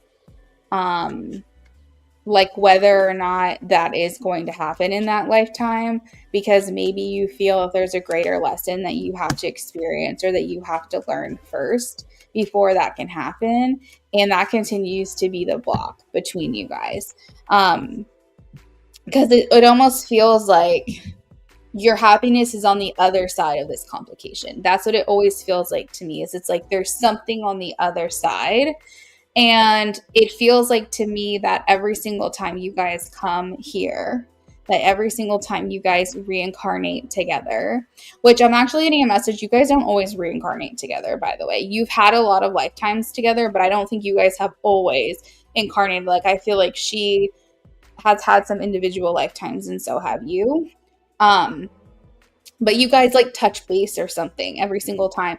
And that's kind of why maybe I feel like you serve as each other's guides every once in a while, because maybe you guys literally have been guides. Like maybe if she incarnated, you were her guide at one point through her life, and like vice versa. There's clearly a very strong connection between you guys. But I think the main thing is that you guys are here to like learn a main lesson in order for you guys to find that fulfillment and that ultimate happiness together.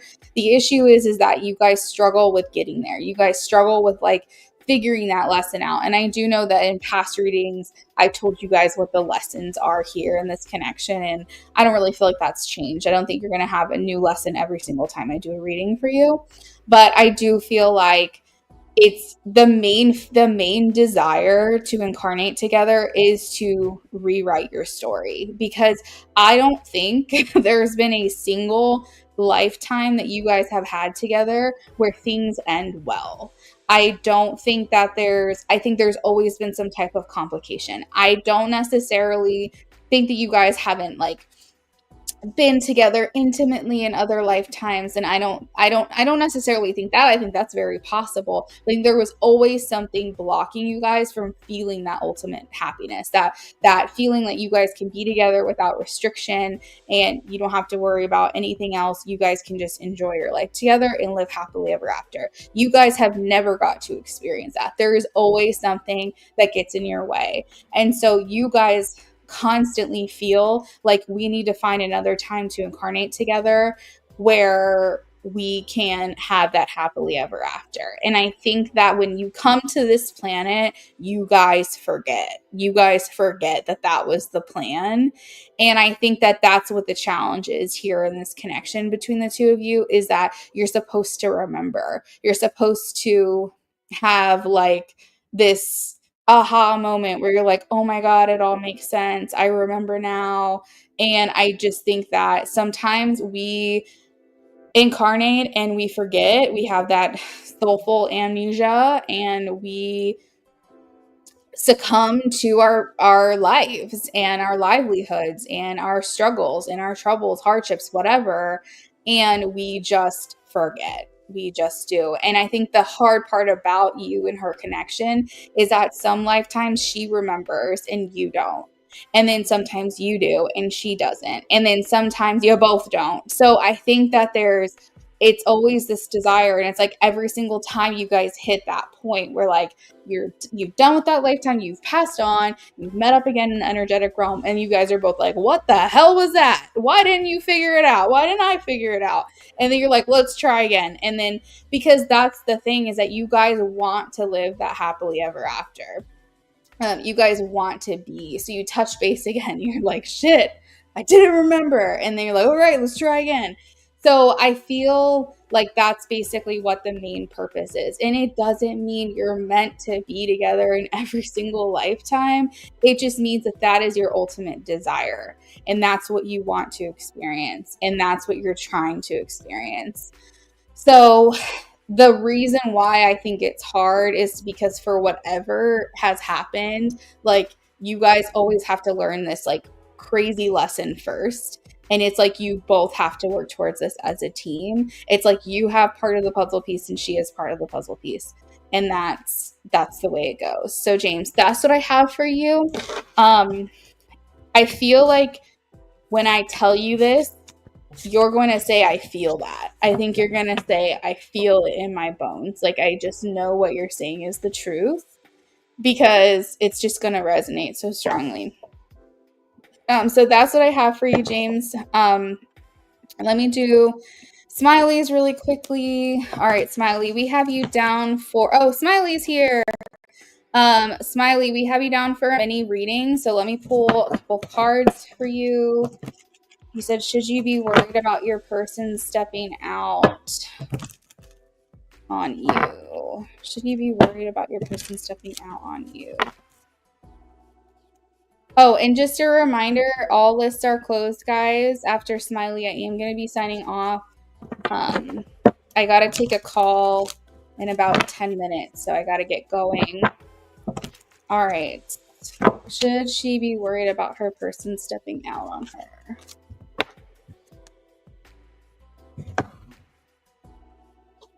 Should she be worried?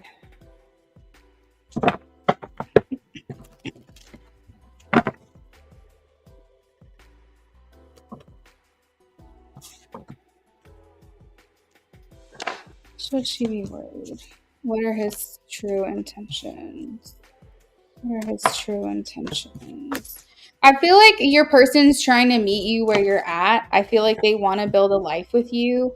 Because we have the Hierophant. So they're looking at you as someone who you guys have a lot in common. You might have a lot of similarities in terms of like how you've grown up, or value, what your morals are, what your traditions are, maybe similar backgrounds culturally, similar lifestyles. Like, there's a lot of different categories that this falls under, but essentially the Hierophant means that, you know, your person looks at you as birds of a feather, cut from the same cloth. Like, there's definitely a sense of comfort and familiarity and similarity that they feel with you. And I feel like they're ultimately taking your lead. I feel like they want to make you happy. I feel like they want to give you a sense of renewal or hope. I do feel like your person is very worried that this relationship is not going to work out. I don't think it has to do necessarily with like the things that he's doing, which I am going to pull more cards about, like, is he going to step out on you? But I feel like he feels like there's something here that he wants to work so bad, but I think that he worries that it's all going to fall apart, because I do have the Tower here. And so this is a concern for him, that he feels like something is like going to go wrong. Sometimes our fear can come in and make us think that, even though there's no fundamental evidence or proof to make us feel that way. And he could be sensing your insecurities as well. So, like, there may be some things you're saying or some things that you're doing that he's picking up on that's making him feel like you feel insecure about this.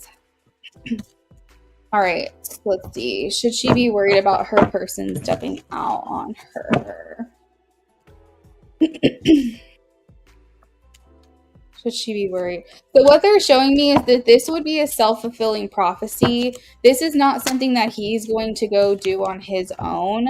However, if he feels that you have a lack of enthusiasm for your connection, that you're just overly worried, overly concerned, that you're telling him, oh, I think you're going to cheat on me, I think you're going to step out on me, or if you're questioning him for things that he has not done, you could potentially have a self-fulfilling prophecy where he goes, you know what? She doesn't trust me. if she doesn't trust me, there's nothing here for me. I'm going to just go find what I'm looking for somewhere else. So just be very careful about this, that your fear could actually turn into reality when that was never his intention in the first place. But sometimes people who are being blamed for something that they're not doing, they will go, well, I'm not doing it and she doesn't trust me, so I might as well just go do it because she's going to accuse me either way. So just be very, very careful about how you vocalize these insecurities to him, because I don't think he has any intention on stepping out on you. I don't think he has any plan. I don't think that's in his character. I don't think that's something that he is intending on doing. I do feel, though, that if he feels that he's being blamed or not trusted for something, then you guys could eventually have a falling out, and he might start to look for like an emotional compatibility somewhere else or something like that. You said it's just been funny, you don't talk like you used to. So if he feels like something is missing in your connection, there could be an emotional affair. I don't think he's going to physically have sex with someone else, but I think that something very innocently could happen. Let's see. Why is he being funny? I'm just going to pull a couple more cards for you just to round out your reading. Why is he being funny? We have 10 of Swords, feeling like a doormat, feeling like you're at rock bottom, things are hitting a wall, things are hitting dead ends, goodbyes, nail in the coffin. So what this is telling me is that I don't feel like he thinks that there's a lot of hope left for this connection for some reason. You're trying not to look like that. When you say that he's acting funny, what is he doing?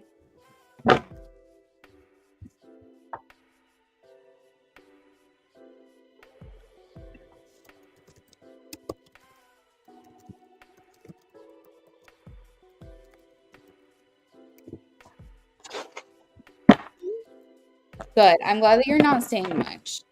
Let's see.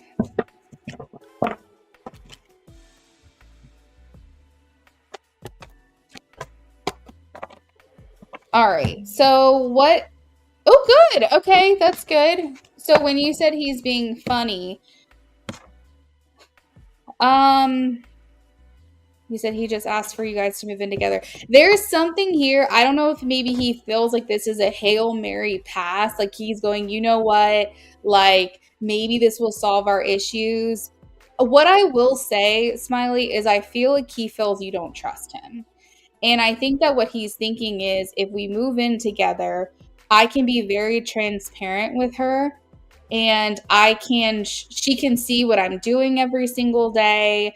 Maybe this will help our trust issues. And I think that this is almost like a Hail Mary pass for him. Like I feel like he's thinking to himself, like, maybe this is what we need to do in order to save this connection. Because like I said, I don't think he's the type of person that's going to, it's not his character to go out and like talk to other people while he's in a relationship. You said you used to talk all throughout the day and night. We talk, but not all through the day. So I thought that break we took, he probably just got him entertained with someone else. So I thought that break we took, he probably just got. Oh, I see. Okay. I don't know. I'm not picking up on that for some reason. I just feel like I think he's very worried about the state of your relationship, Smiley. I really do. I think that he feels Three of Swords.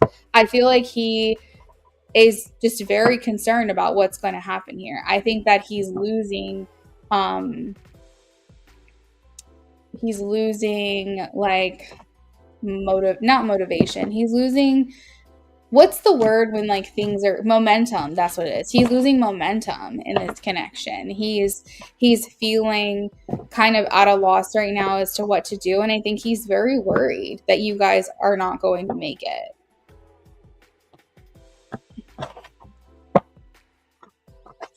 I feel like he's serious. Yeah, I do. But I think that it's his way of trying to put a Band-Aid on the situation.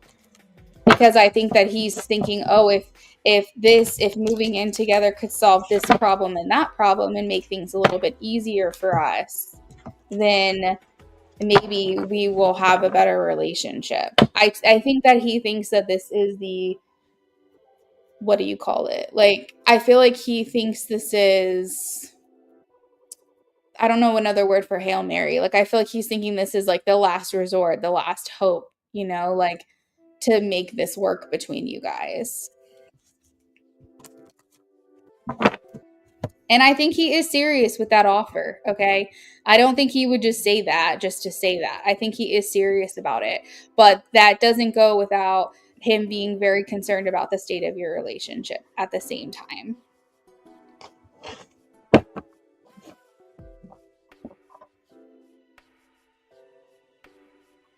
And I think that the reason why your insecurities are very amped up right now is because you are kind of feeling the condition the condition of your relationship right now. Things are feeling off to you, and I think that's just fueling that insecurity.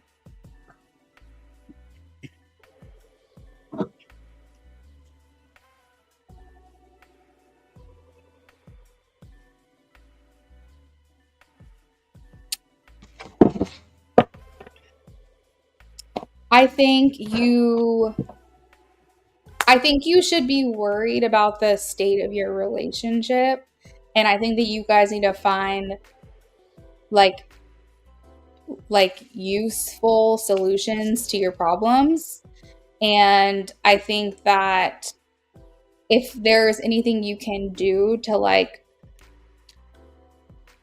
don't think moving in is necessarily a bad idea. Do I think that moving in together is an answer when you guys are already having complications? Not necessarily, but it might solve certain problems for you. That way you won't have those insecurities. So for example, if you're having trust issues, okay, and you guys move in together and you're seeing him every single day, all day, even when you're not spending intentional time together, you're still in each other's energy, in each other's presence, making dinner, cooking, maybe he's taking the trash out, whatever.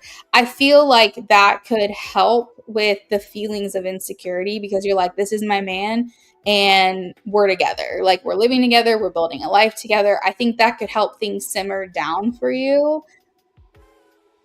So I think that if there's certain things you can do like this, that might help, but it's not always going to be the answer. I think every single relationship is different, but I think you should be worried about the state of your connection. And I think it should be, if you care about this person and love this person and want it to work, I think you do need to have a sense of urgency, because I think he's losing faith and I think you're losing faith. And I think you guys are at a turning point right now.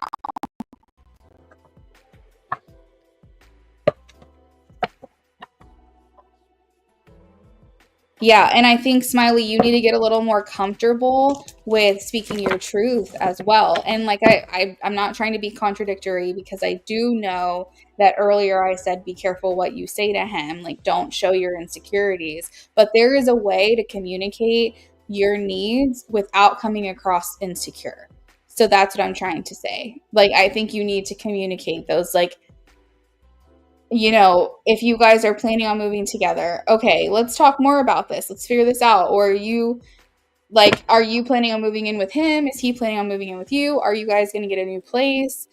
Because maybe you could go, if he's planning on moving in with you, you can go, hey, I cleared out a drawer for you because you said you were going to move in. I got a couple drawers cleaned and I got half the closet empty. And that way he sees that you're being proactive about taking this seriously, and then that opens up the dialogue for communication. Or if you guys are going to get a different place together, you can start looking up apartments online, sending him links and being like, hey, do any of these look good to you? I think it's a matter of getting the dialogue started. And I think sometimes when you've been with someone for a long time, at first you want to talk about everything. You want to communicate all day, every day, because you're so obsessed with each other. But sometimes you get to know a person really well, and sometimes you don't have things to talk about. And so maybe that's just the place that you're in right now. It's not necessarily him neglecting you or neglecting the conversation. It's just him being like, I don't really know what to say anymore during the day. And you're taking that wrong. So I think that you guys really have to like have some conversations.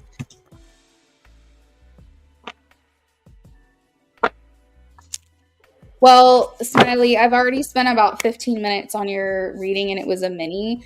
So I am going to have to leave it there because I got to go. I got to take this call real quick. But what I will say from the cards that I pulled, I do think that it was a serious offer for him to move in. I think that was definitely a serious offer.